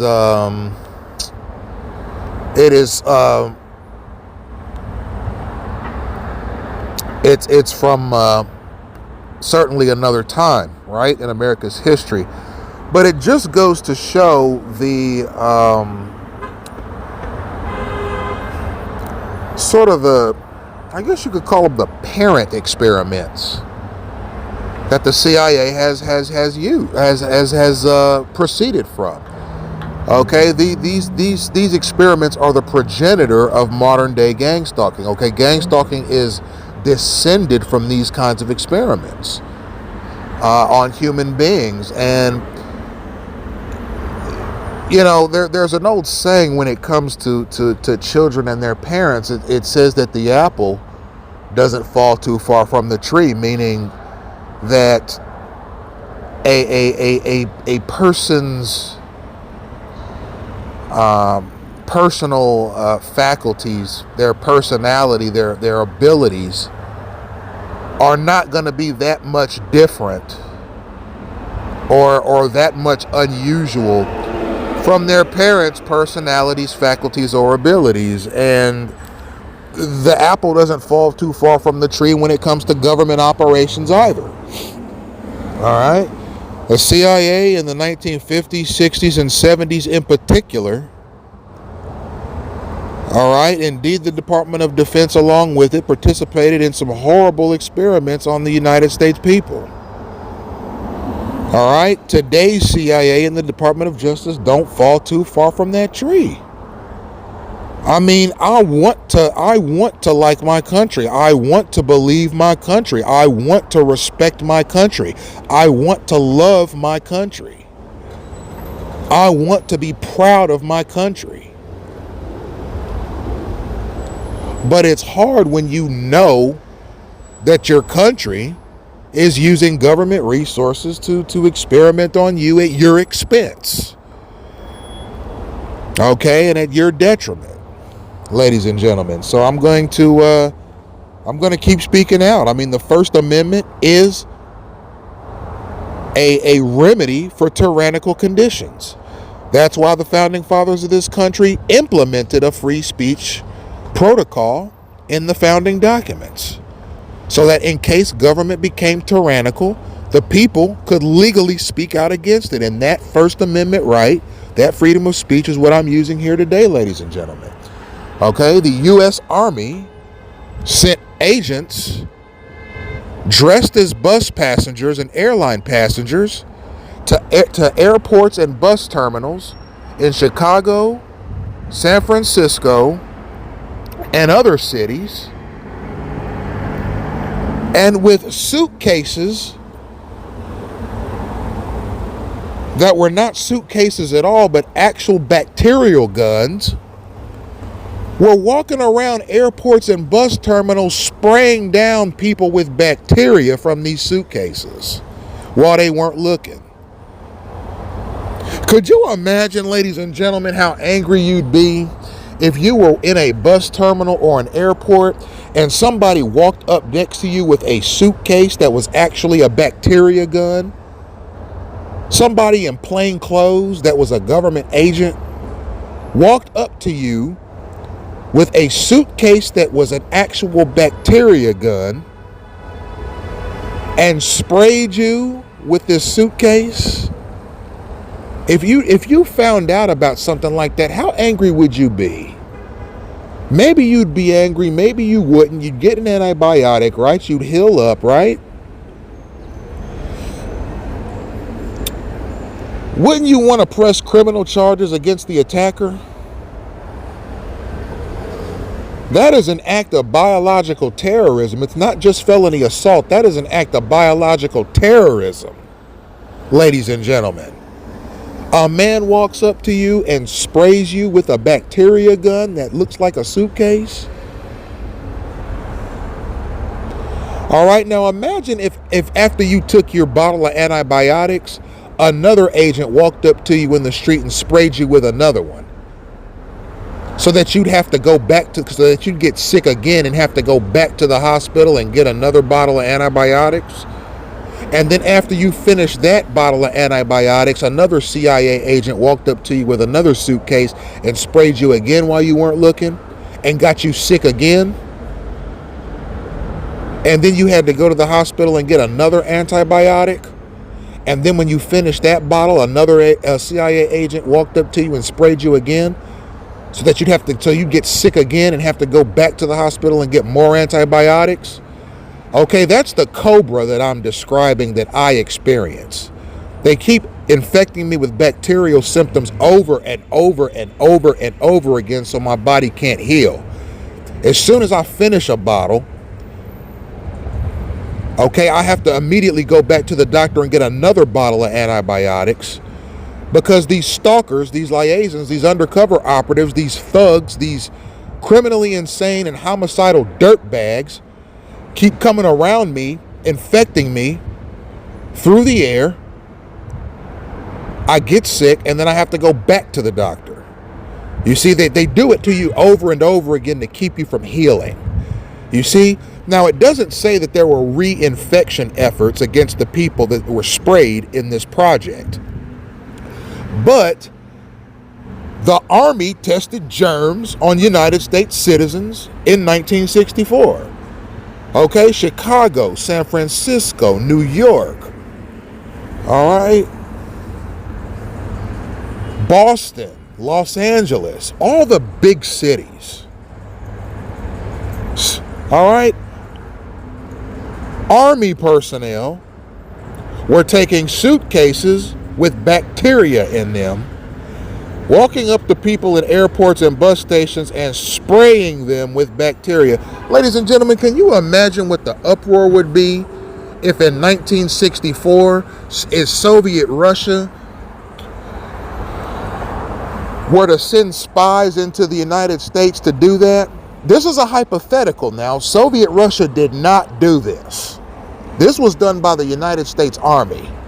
But as a hypothetical, could you imagine what the uproar would be if one of America's enemies were to come to the United States and do that to the United States people? Can you imagine what the uproar would be? The charge would be terrorism. The charge would be a war crime, right? So how does it make it right for the U.S. Army to do that to the United States people? Is that not equally an act of biological terrorism? They made sure to do this in all the biggest cities too. New York, Los Angeles, Baltimore, Boston, Washington, D.C., Chicago. All the biggest cities they did this in because they wanted to spread these germs to as many people as possible to see how effective these germs were on human flesh. Okay? These experiments are disgusting. I mean, look, if you're the U.S. Army, you want to test germs on people, you want to test biological weapons, go to the local zoo and buy some gorillas and some apes. Buy some horses from a farmer, or buy some cows from a farmer. Or go to some breeding ground and buy a flock of ducks, or go to a sheep farmer somewhere out in Nebraska and buy 2,000 or 3,000 sheep. Okay, buy a flock of birds, or maybe you could use these germs and bacteria on animals that people are disgusted by. Like maybe you could use these experiments on possums or skunks. Or maybe you could use them on giant lizards, or maybe you could use them on pythons or reptiles that are known to be hazardous to human beings. Okay, use them on pests. Use them on weevils, or on the type of animal that's known for destroying agricultural crops. Use it on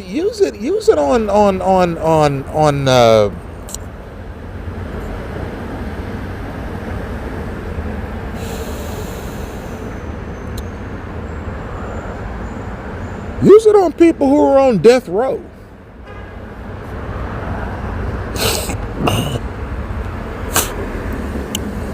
All right, use it on people who have committed horrifyingly heinous murders against people who didn't deserve it. Use these biological weapons and all these chemical and radiological experiments on them. You know, people you've sentenced to 25 to life, you got them in fancy hotel prisons awaiting execution by lethal injection. And then you turn around on somebody trying to earn a bachelor's degree at a good college and you're using these weapons on him. Why? That doesn't make any sense. It should be the other way around. The person looking to earn the degree, who obviously wants to contribute to society, should be given preferential treatment. And the person who's on death row for committing horrible crimes against his fellow man, if you're looking for a human guinea pig, if you need one that bad, CIA, use them on them. Okay, use it on people who have committed atrocious acts against children, on elderly people. The kind of violent thug that's in jail for 75 years for horrible crimes against people. Use them on them. If you need a human experiment, why you gotta use them on your host E.I. Smith? While I'm at the University of Dayton trying to earn a bachelor's degree in pre-law.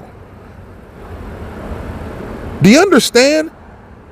The U.S. federal establishment has given a blank check of the use of these kinds of weapons against the American people, and it is stupid.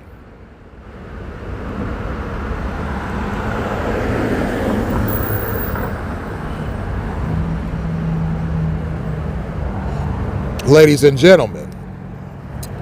And that's something that you're going to see about these programs and the people that participate in them too. It's dumb. And Congress ought to issue a letter of apology to all the United States citizens that were subjected to these tortures over the past 60 years.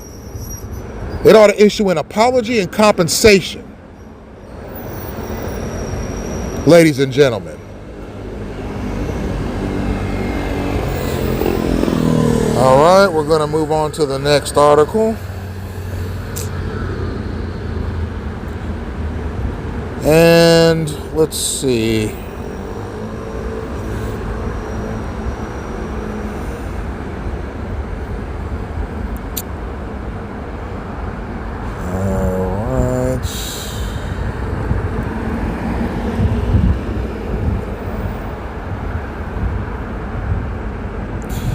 All right, I'm going to paraphrase this next article. It's the documents referring to discovery of additional MKUltra material. It's dated June 22nd of 1977. It's a memorandum for the Deputy Director of the Central Intelligence. That's the second in command of the Central Intelligence. And it's through the Deputy Director for Science and Technology. That's the second in command for the Science and Technology Department. And the subject is requests for guidance on handling recently located MKUltra material. And it's essentially giving guidelines as to how to administer material concerning MKUltra, which is highly controversial material. There are a number of branches that have had access to MKUltra documents. That's the chemistry branch, the biological branch, the behavioral activities branch, and the contracts management branch of the CIA, presumably. And essentially there's a Dr. Godalev, who was the head scientist in charge of MKUltra studies. He retrieved and destroyed all the MKUltra documents he was able to locate. So, all of the MKUltra documents that are online today, that's not even all of the documents that exist. The head doctor that was in charge of MKUltra's experiments destroyed most of the documents he could find on it, so as not to incriminate himself. I mean, this man, under the direction of the CIA, was just plain killing people with LSD. It was an extremely controversial project, and this document is essentially giving CIA personnel guidelines as to how to handle this sensitive material.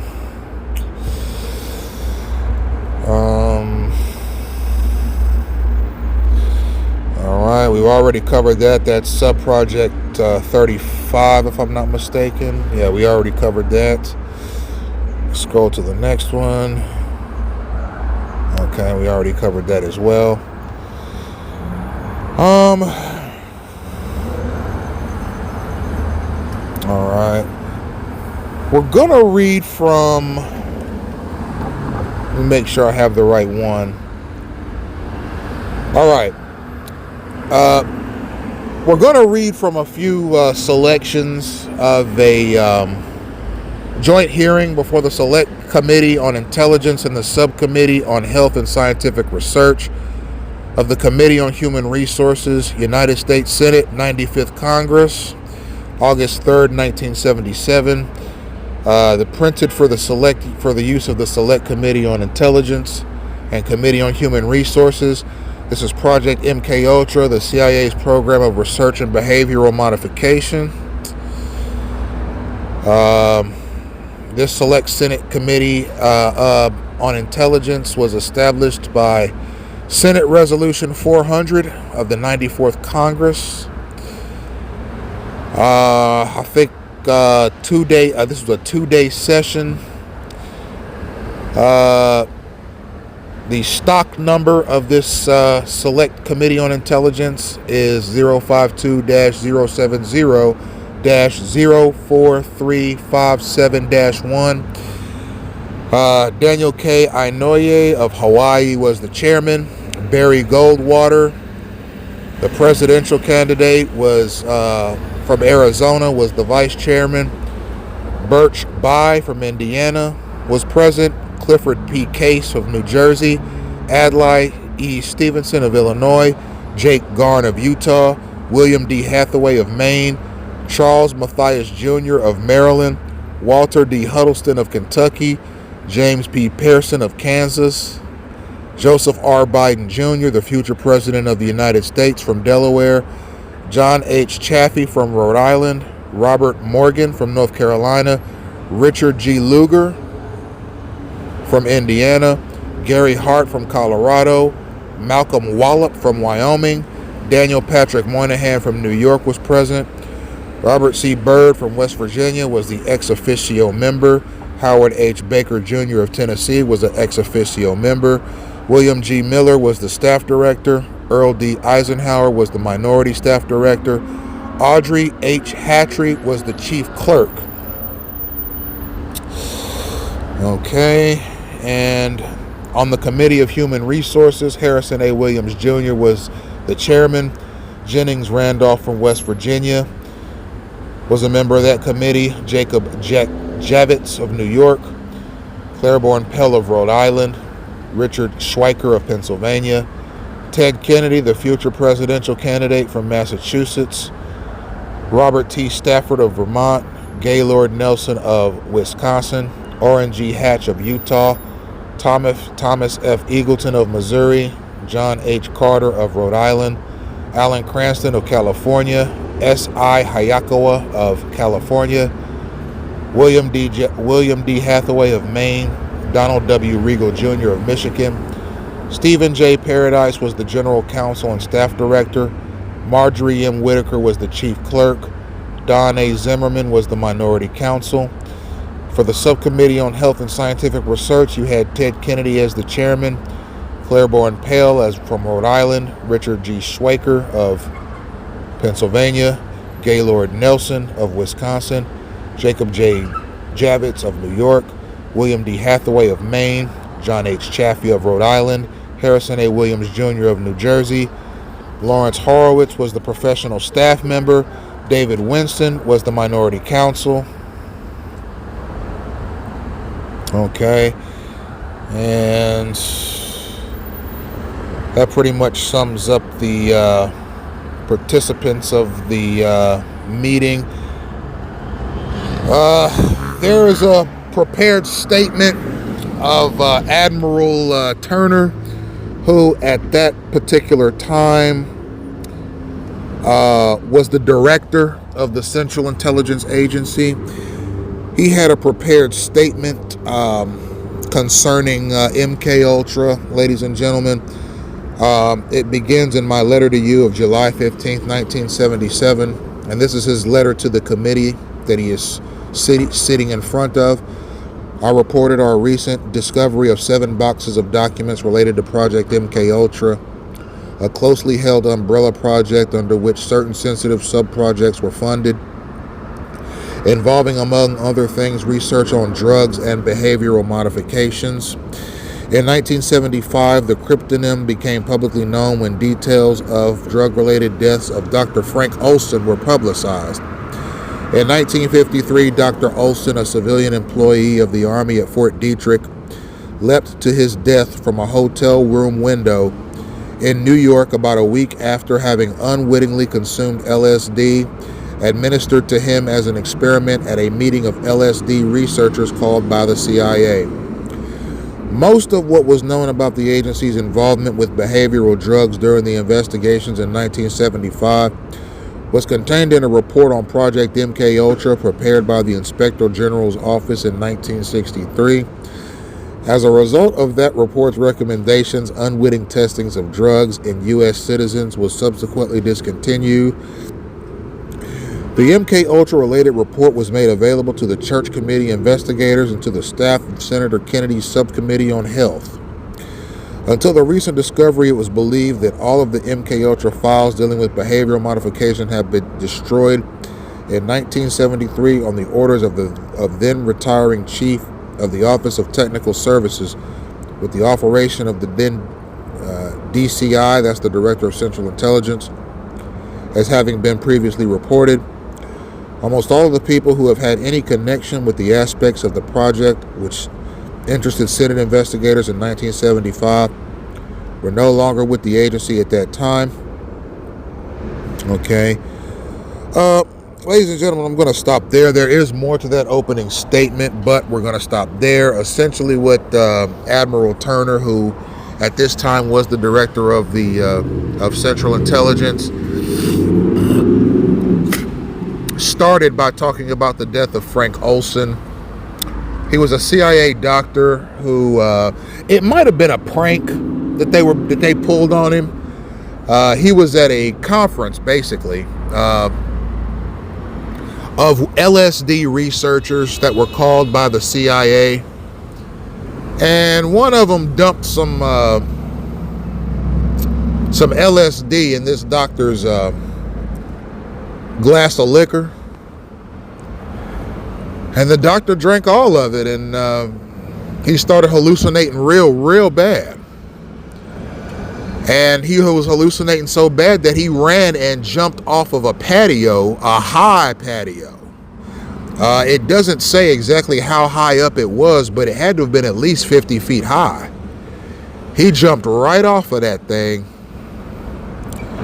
while high on LSD and plunged right to the ground. And that was the end of Dr. Frank Olson. And this was an embarrassing moment for the CIA because Dr. Frank Olson was a very well-respected biologist and researcher. And they were researching the effects of LSD on people, typically the American population at this time.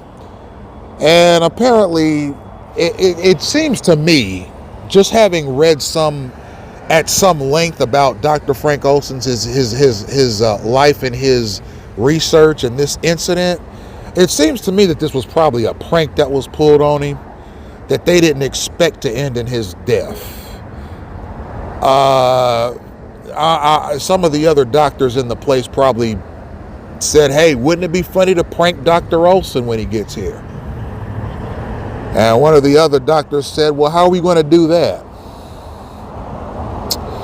And one of the other doctors said, well, let's put some LSD in his his glass of liquor when he gets here. Because apparently at this conference they were drinking, right? Not terribly unusual. It's a social situation. It's a semi-professional, well, not a semi-professional, but it's a professional situation. It's a social situation. There were drinks there. They probably had snacks. They were probably smoking cigars or cigarettes or cigarillos or what have you, relaxing, exchanging ideas. And there was LSD there.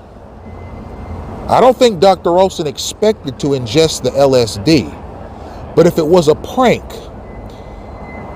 I don't think the doctors expected the prank to end with Dr. Olson flying off the top floor of the building and crashing to his immediate demise beneath. The U.S. federal government had to compensate that man's wife $750,000 for this incident. Ladies and gentlemen, the U.S. federal government took responsibility for this incident, which is to its credit. It took credit for this incident. It made it public. It said, this is what we were researching. It's part of a program called MK Ultra. Yes, Dr. Frank Olson was a researcher in MK Ultra. Yeah, somebody without his knowledge or consent put LSD in his liquor.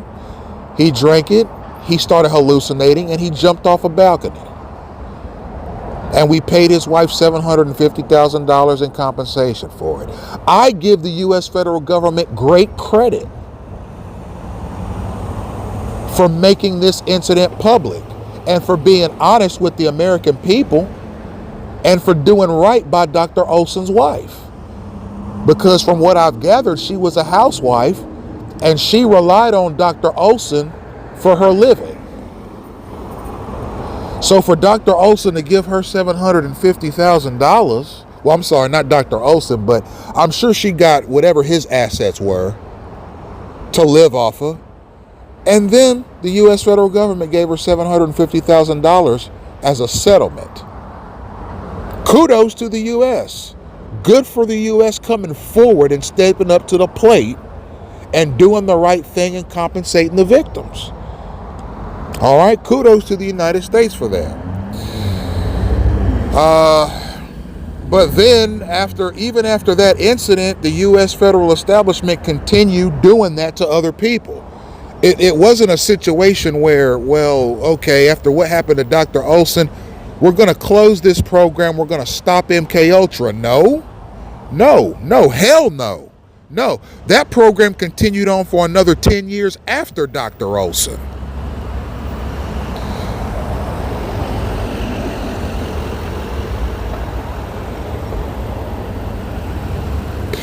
So it wasn't as if, the suicide, the derived suicide of Dr. Olson wasn't good enough. They have originally tried to say, well, Dr. Olson was a little wacky in the head.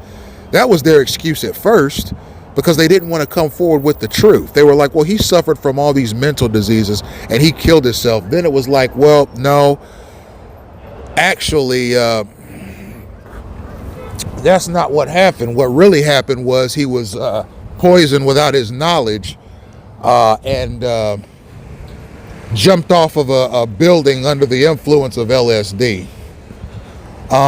So that was kind of the general gist of what happened. With Dr. Olson, we're going to move on with more of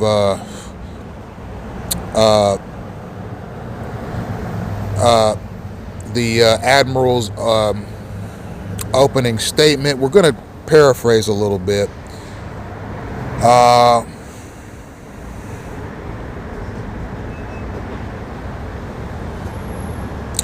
All right, here's what we'll read as on the next portion of this opening statement. What we believe the most significant aspects of this find to be, to begin, as to how we discovered these materials. The material had been sent to our retired records center outside of Washington and was discovered there as a result of the extensive search efforts of an employee charged with the responsibility of maintaining our holdings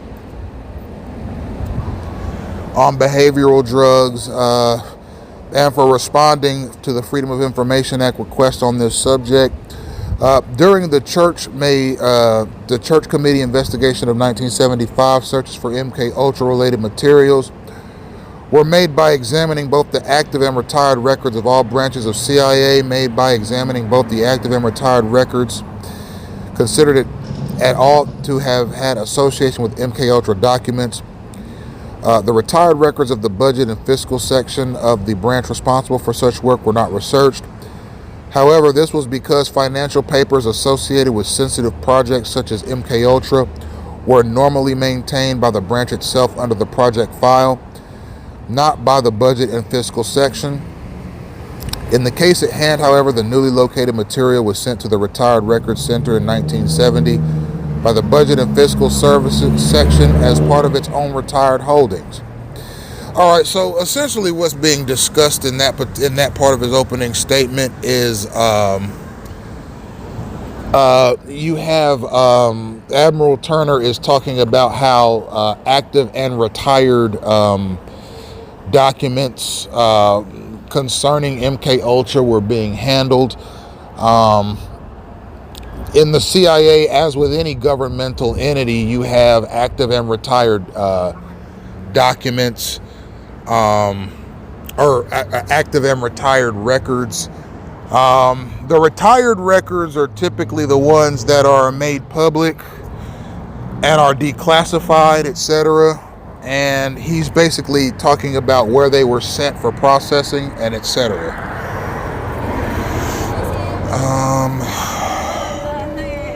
Part 3 is a bullet point document that talks about the research into the effects of behavioral drugs and alcohol, sub-projects and not involving human testing, sub-projects definitely involving tests on human volunteers, and sub-projects probably including tests on human volunteers, and sub-projects probably involving tests on human volunteers while not known. Some of these sub-projects may have included tests on unwitting subjects as well. You have sub-projects involving tests on unwitting subjects, research on hypnosis, sub-projects including involving hypnosis and drugs in combination, acquisition of chemicals or drugs. You have 7 sub-projects, aspects of magicians' arts in covert operations, surreptitious delivery of drug-related materials. You have studies of human behavior, sleep research, and behavioral changes during psychotherapy. You have library searches and attendance at seminars and international conferences on behavioral modification. And I'm going to go down the list because these are very important components to MK Ultra. MK Ultra is a project, but there were sub-projects within the main project. So with respect to those projects, it gives you a rundown as to how many sub-projects involved each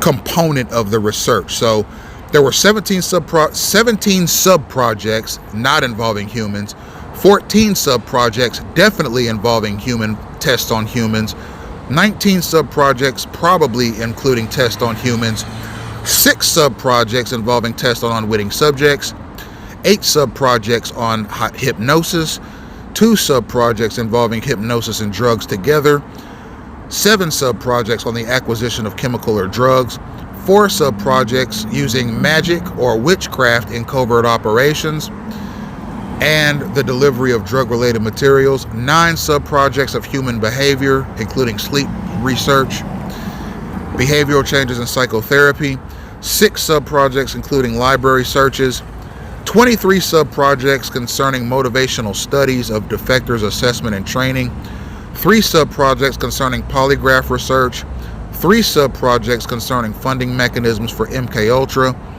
and then with research on drugs, toxins, and biologicals in human tissue, provisions of exotic pathogens and the capacity to incorporate them in effective delivery system. You had 6 sub-projects of MK Ultra that were dedicated to that. You had activities whose objectives cannot be determined from available documentation, 3 sub-projects. You have sub-projects involving funding support for unspecified activities connected with the Army Special Operations Division at Fort Detrick, Maryland. This activity is outlined in Book 1 of the Church Committee Report, pages 388 and 89. And it says to see Appendix A under CIA Project MK Naomi, the Army assisted CIA developing, testing, and maintaining biological agents and delivery systems for use against humans as well as animals and crops. The objective of these sub-projects cannot be identified from the recovered material beyond the fact that the money was to be used where normal funding channels would require more written or oral justification than appear desirable for security reasons or where operational consideration dictated short lead times for purchases. About $11,000 was involved in this period between 1953 and 1960. There were 3 sub-projects attached to this operation. Now, I'll have you know, ladies and gentlemen, you see, MK Ultra is the overarching project. Then you have sub-projects of MK Ultra. There was MK Search. There was MK Naomi. There was MK Operation Chickwith. There were a lot of sub-projects underneath the MK Ultra banner that had the letters M and K at the beginning of the sub-project, you see. So this one was interesting. It said that there was a MK Naomi, which was an Army-assisted CIA project in developing, testing, and maintaining biological agents and delivery systems for use against people, animals, and crops. So there were active investigations by the CIA in the early 1960s where biological weapons were used against people, animals, and crops for testing, for testing purposes. Is it unreasonable to assert that these things are still happening today? I mean, look how active the CIA was decades ago in these things. I mean, think of it. $3 million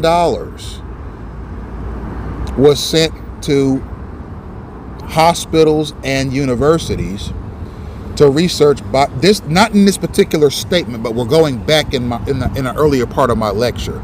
I'm bringing this up again, okay, to facilitate germ, chemical, and radiological warfare. And now we see a separate project, MK Naomi, where it was an Army-assisted CIA project maintaining biological agents and ways to communicate these diseases to people, animals, and crops. You can get crops sick, right? Not just people and animals, not just insects and reptiles, not just birds and fish. Plants can get sick too with bacteria. You want to destroy your enemy quickly? Poisonous crops. All right? These are warfare tactics. You have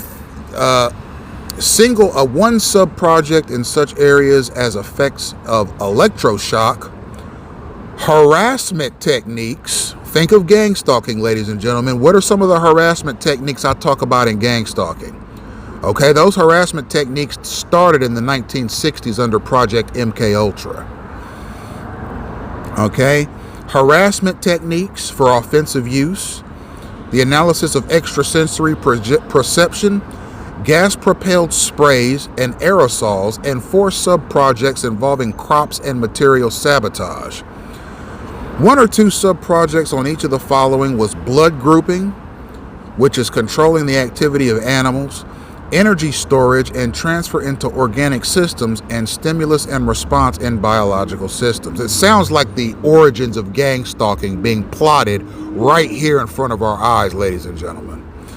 Okay. 3 sub-projects canceled before any work was done on them before having to do with the laboratory drug screening.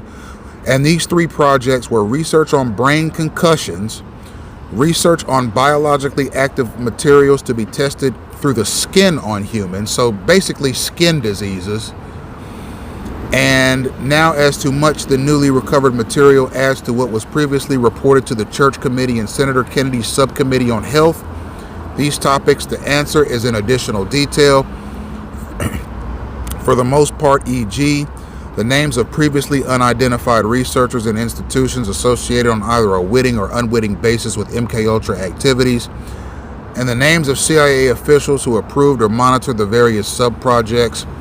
Some new substantive material is also present, e.g. the details concerning proposals for experimentation and clinical testing associated with various research projects, and a possibly improper contribution by the CIA to private institutions. However, the principal types of activities included have for the most part either been outlined or to some extent generally described in what was previously available to the CIA in the way of documentation and was supplied to the CIA to Senate investigators.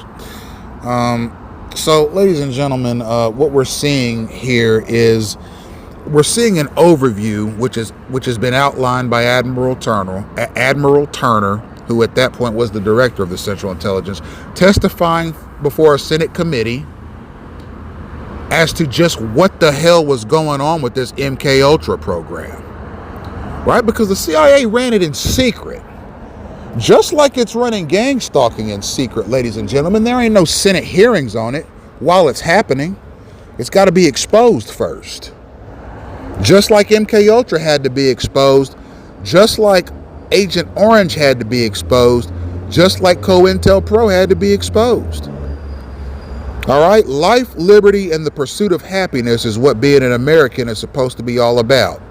If the very government that's supposed to uphold those principles starts implementing programs that diminish your ability to have a high standard of living and thus diminishing your constitutional rights, you have a right, I have a right, We have a right as United States citizens to stand up and voice our concerns and hope that the U.S. federal establishment stops the tomfoolish, hostile, and violent research that it's doing on American citizens, ladies and gentlemen. All right. I will read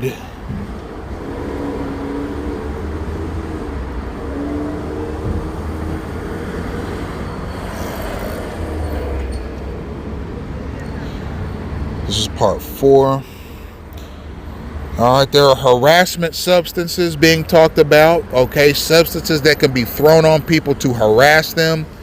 Covert testing on unwitting U.S. citizens and the search for new materials through arrangements with specialists and universities, pharmaceutical houses, hospitals, state and federal institutions, and private research organizations.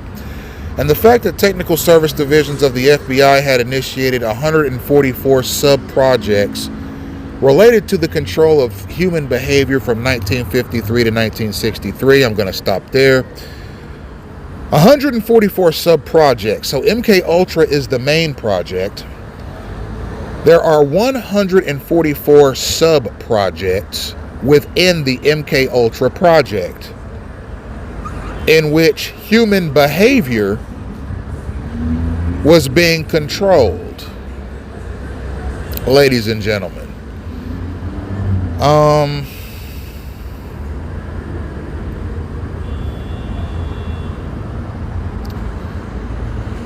All right, I'm going to scroll down a little bit. There was biological and chemical warfare research done by the CIA using 44 colleges and universities and 15 research foundations as their proxy. You see, now these universities and research foundations did not know that the research they were doing was for the CIA. The CIA kept their name out of the mix. Okay, these hospitals and research foundations were actively researching biological and chemical weapons on behalf of a donor that they did not know was the CIA. All right, the CIA wanted to keep that private. All right, and yes, harassment techniques were tested in the MK Ultra program.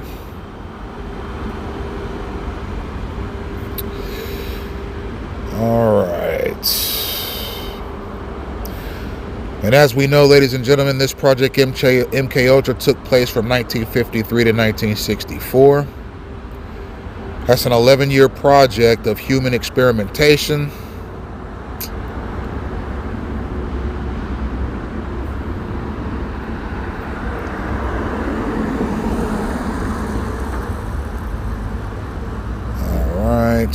I'm going to scroll down.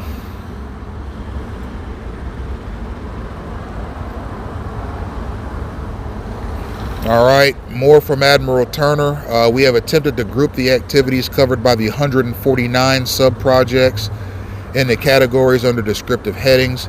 In broad outline, at least, this presents the contents of these files. The following 15 categories are the ones we have divided these into. First, research into the effects of behavioral drugs and/or alcohol. Within this, there are 17 projects probably not involving humans, 14 sub-projects definitely involving testing on humans, volunteers, 19 sub-projects including tests on human volunteers, and 6 sub-projects including tests on unwitting human beings. Second, there is research on hypnosis, 8 sub-projects, including 2 using hypnosis and drugs. Third, there are 7 projects on the acquisition of chemicals or drugs. Fourth, there are 4 sub-projects on the aspects of magician's arts. And we've covered these already, they're just reiterating them. 9 projects on human behavior, sleep research and so forth, and behavioral changes during psychotherapy. There are projects on library searches and attendance at seminars and international conferences on behavioral modifications. 23 projects on motivational studies, studies of defectors, assessments of behavior and training techniques. Eighth, there are 3 sub-projects on polygraph research. A polygraph is a lie detector test. Ninth, there are 3 sub-projects focusing on mechanisms for MKUltra's external research activities, ladies and gentlemen. And that's pretty much the general gist of the matter on Admiral Turner's opening statement to the Senate committee. Next up, ladies and gentlemen, we're going to look a little more into the Dr. Frank Olson saga. Dr. Frank Olson was the doctor that jumped off of a high balcony after having had his liquor spiked without his knowledge with LSD at a seminar for CIA researchers. He was a civilian employee of the Army. Frank Olson died on November 27th, 1953.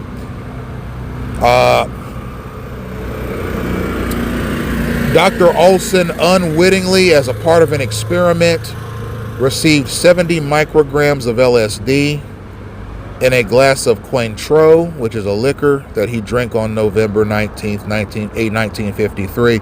So between the date of his ingestion of the LSD and his death, about 8 days passed.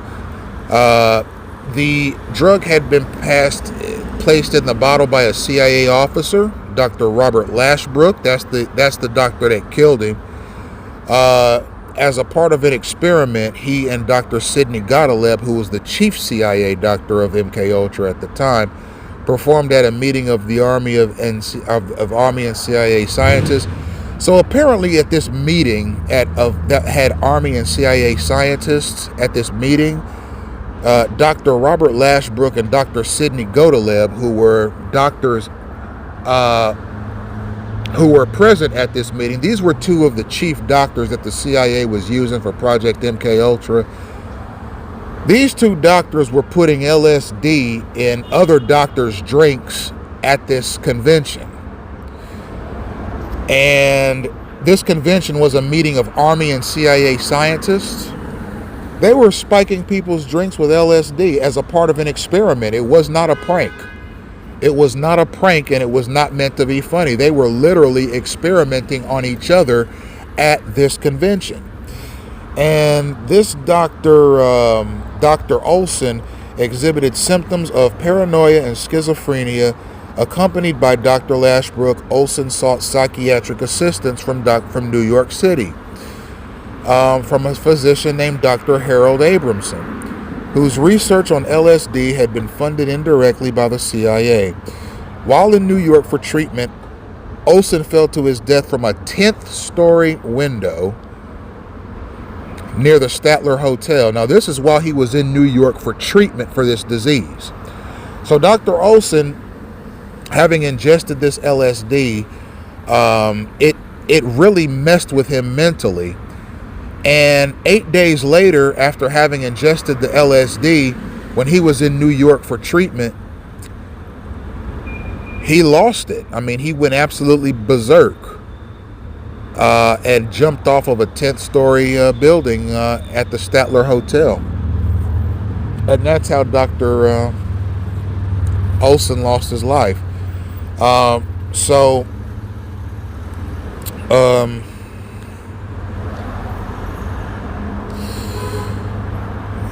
He was an expert in aerobiology who was assigned to the Special Operations Division of the U.S. Army Biological Center at Camp Detrick, Maryland.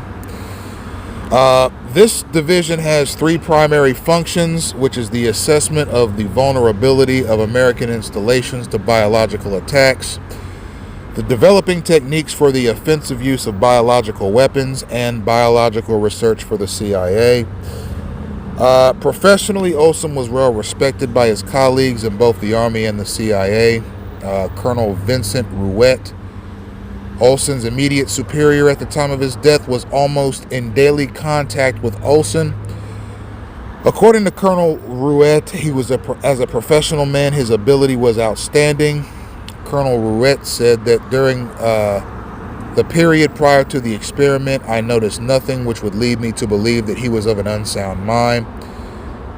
Dr. Lashbrook, who had monthly contacts with Olson from early 1952 until the time of his death, stated publicly that before Olson received LSD, as far as I knew, he was perfectly normal.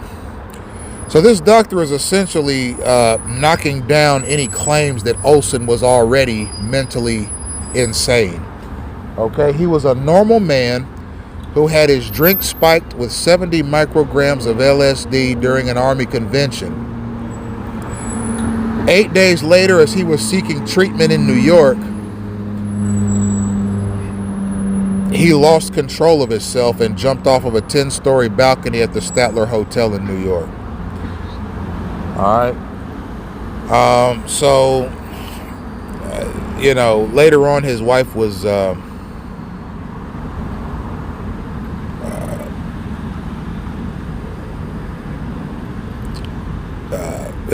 compensated on his behalf.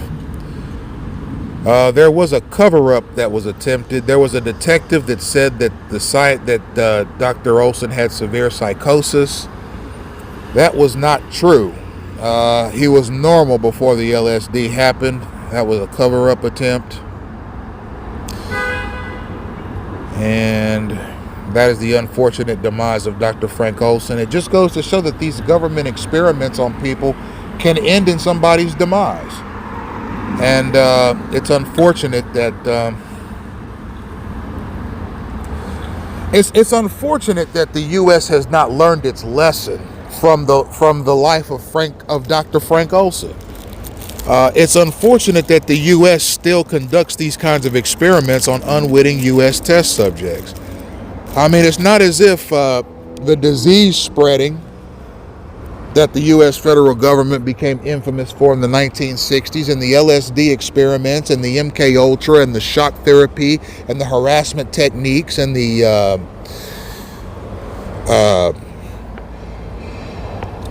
horrifying various psychological experiments that were performed on people who were not aware of their occurrences. People being put under hypnosis without their knowledge and against their will. And I mean, the spreading of all these bacteriological agents by the Army and the CIA in the 1960s and 70s, and all the catastrophic damage that did to people's lives. It's not enough. It's not enough, the U.S. says. We need more test subjects. It's not enough. We want to do more of this stuff. All right, what's that Smith boy doing? Oh, that Smith boy ain't up to nothing. Let's do some tests let's test some experiments on him. The CIA saying, we got enough useful idiots here in America to run experiments on Smith for the next 75 years, they say.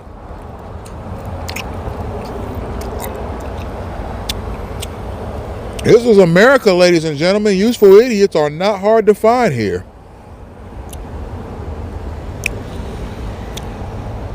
The CIA looked over at me and said, you know what?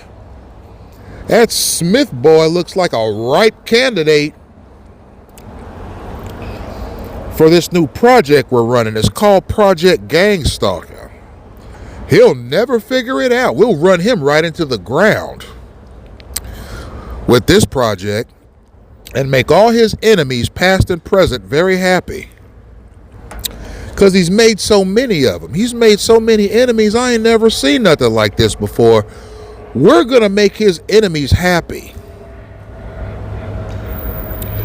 by running this man straight into the concrete ground with this program. It's going to be beautiful. We're going to do a systematic dismantling of this man. It's going to be spectacular. And then if and when he hits rock bottom, we're going to summon all his enemies from the past. We're going to give them sunglasses. We're going to give them wigs. We're going to give them airplane tickets. And we're going to give them police protection. and we're going to signal every enemy he's ever had to his exact location so they can see that he has been harmed, so they can feel better about their own lives. And we're going to give them federal protection too. And Smith better not do nothing to these enemies, even if he sees them. Well, listen, CIA. Okay, listen, Department of Justice. Listen, Department of Defense. I figured you out. You're the idiots, not me. You're the one that thought it would be a good idea to use taxpayer resources to systematically dismantle a U.S. citizen in his own backyard. Okay, the embarrassment that you're getting ready to reap from the exposure of this program serves your asses right. And it serves your asses good and well, too. You got beat by a test subject.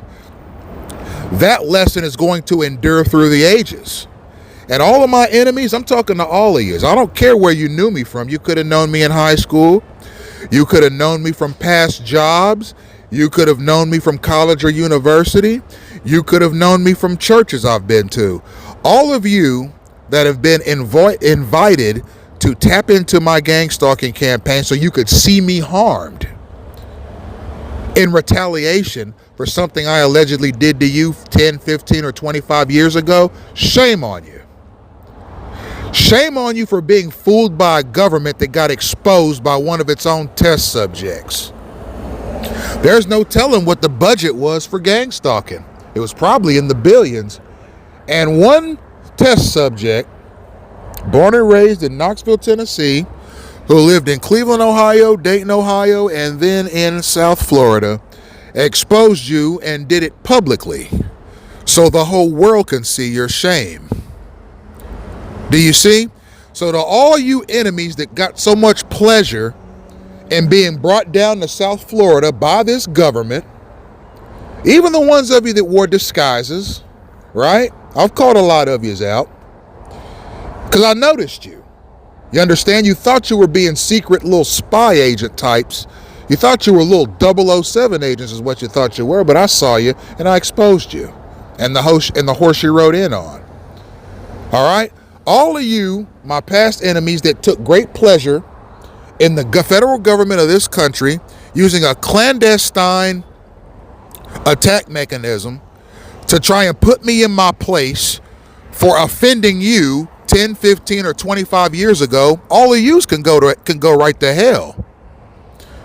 I hope you listen to this lecture, and I hope you listen to it with your friends and family so that I can tell all of yous to go to hell, because you're all involved and you're all looking at me with great pleasure and satisfaction that this program called gang stalking has essentially degraded my standard of living. You, all of you that see me are very much welcome that I'm telling you to go stick your head in the deepest ditch you can find. And maybe you can dig a ditch so deep that you can jump down there and find hell. And all of you can just go out there and bathe in lava for all of eternity, for all I care, because you all stink to me because you wanted to use a clandestine spying mechanism and disruption mechanism to get back at me for something that I allegedly did to you 10, 15, or 25 years ago, having apparently harmed your life, right? So now your government has stepped in on your behalf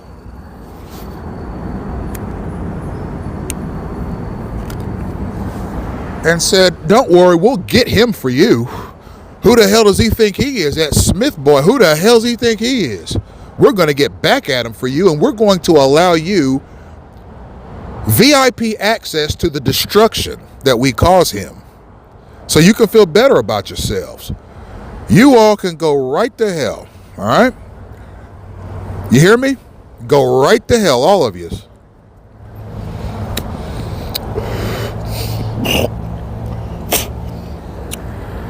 All right? So, we have some appendix notes here from this Senate hearing. MK Ultra was approved by the Director of Central Intelligence on April 13th of 1953.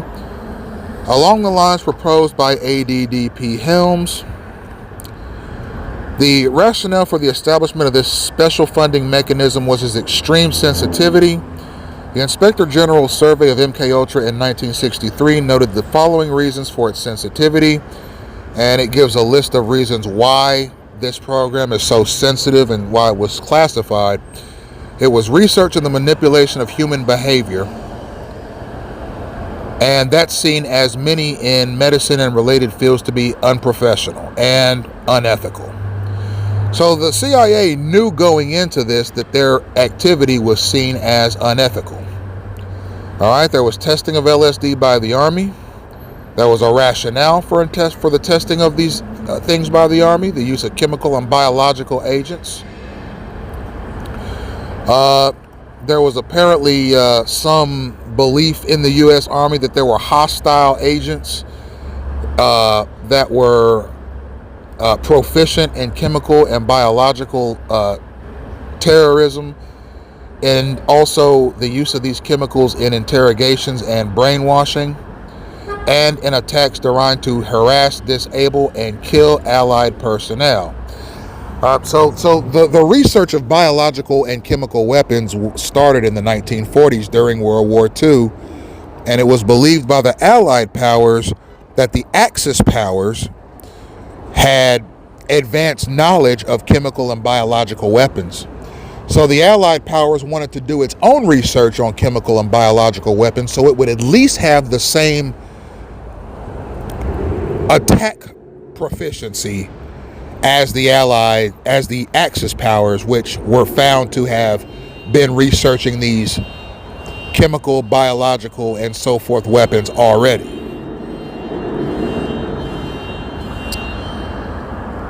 So we're going to scroll down. Chemical and biological agents were studied in order to perfect techniques for the abstraction of information of individuals, whether willing or not. So that means that germs and chemicals were used on people to get the truth out of them. So as torture mechanisms, okay?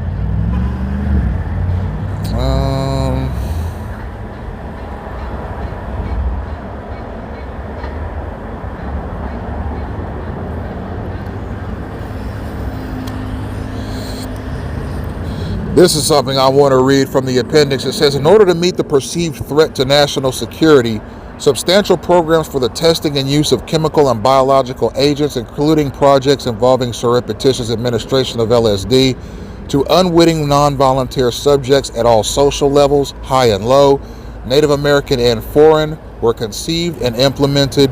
These programs resulted in substantial violations of the rights of individuals within the United States. That is important, ladies and gentlemen. It has been acknowledged by the CIA that Project MKUltra violated the rights, constitutional and civil rights, of United States citizens, as does clandestine gang stalking, ladies and gentlemen.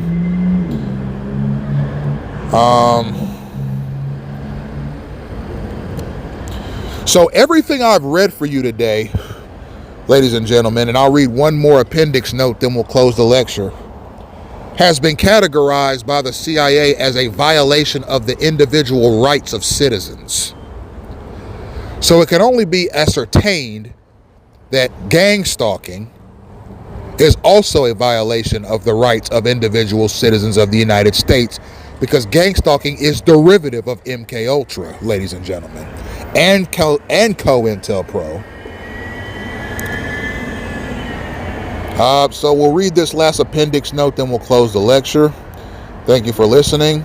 The destruction was based on a waiver of an internal CIA regulation, CSI 70-10, which regulated the retirement of inactive records. As Thomas Karaminsis, the Director of Plans, wrote in Regulation CSI 70-10, retirement is not a matter of convenience or of storage, but of conscious judgment and the application of the rules modified by knowledge of individual component needs. The heart of this judgment is to ensure that the complete story can be reconstructed in latter years and by people who may be unfamiliar with the events. The destruction of MKUltra documents made it impossible for the Select Committee to determine the full range and extent of the largest CIA research program involving chemical and biological agents. The destruction also prevented the CIA from locating and providing medical assistance to the individuals who were subject in the subjects in the program. Finally, it prevented the committee from determining the full extent of the operations, which made use of materials developed in the MKUltra program. So as a part of this program, the people who were the targets of the program were systematically prevented from getting the medical care that they needed. They were also systematically prevented from knowing who their attackers were. They were also systematically prevented from knowing who their harassers were. They were also systematically prevented from knowing who the perpetrators were. And they were also systematically prevented from knowing the truth about this act of disgusting thuggery that was being perpetrated against them on a daily basis. Ladies and gentlemen, we're going to close with this, okay? Apparently, the United States has shown time and again that, quite frankly, it needs to grow the hell up. The United States, as far as I can tell, having read the in detail programs that it's run at the expense of its people, are atrocious, and they're crimes against humanity. They're disgusting. They're hostile. They're violent.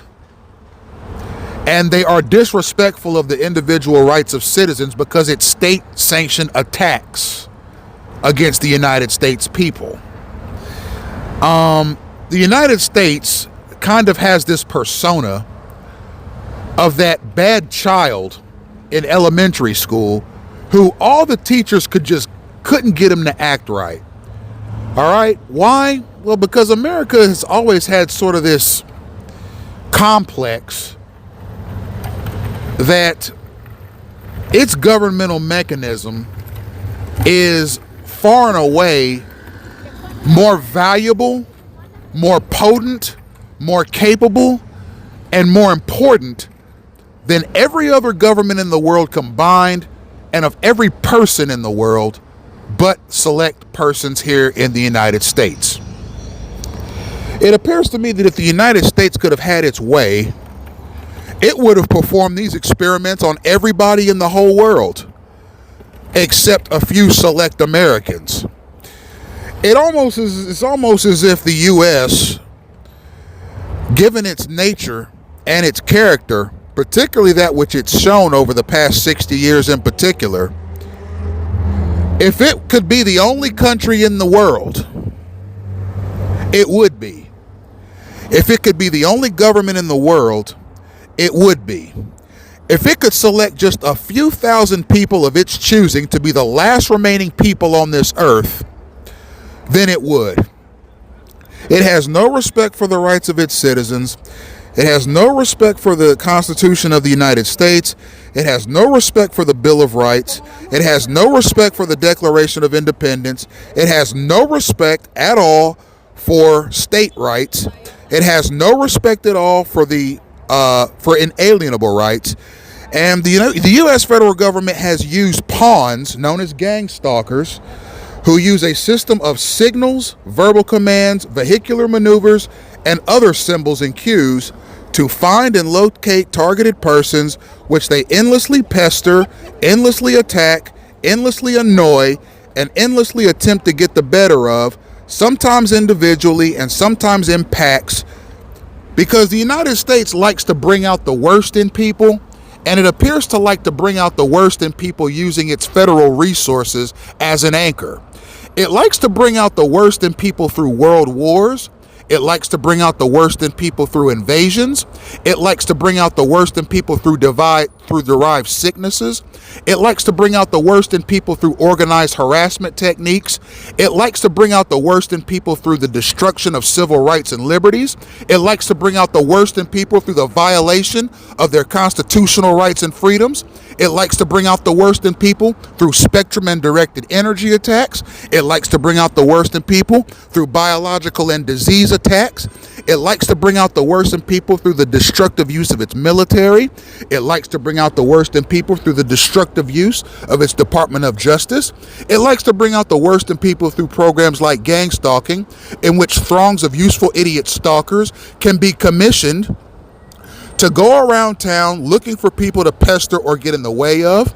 It likes to bring out the worst in people through workplace mobbing. This country just simply has a government, a military, and a Department of Justice that likes to bring out the worst in human beings. And it brings out the worst in human beings inside its country and outside its country with covert warfare, disease contamination, slander, libel, and character defamation, covert operations, lying about those covert operations, and degrading systematically the quality of life of its citizens through said programs. Furthermore, it likes to bring out the worst of people through perverting religious practices. It likes to bring out the worst in people by using churches, religion, and religious institutions as standing armies against people.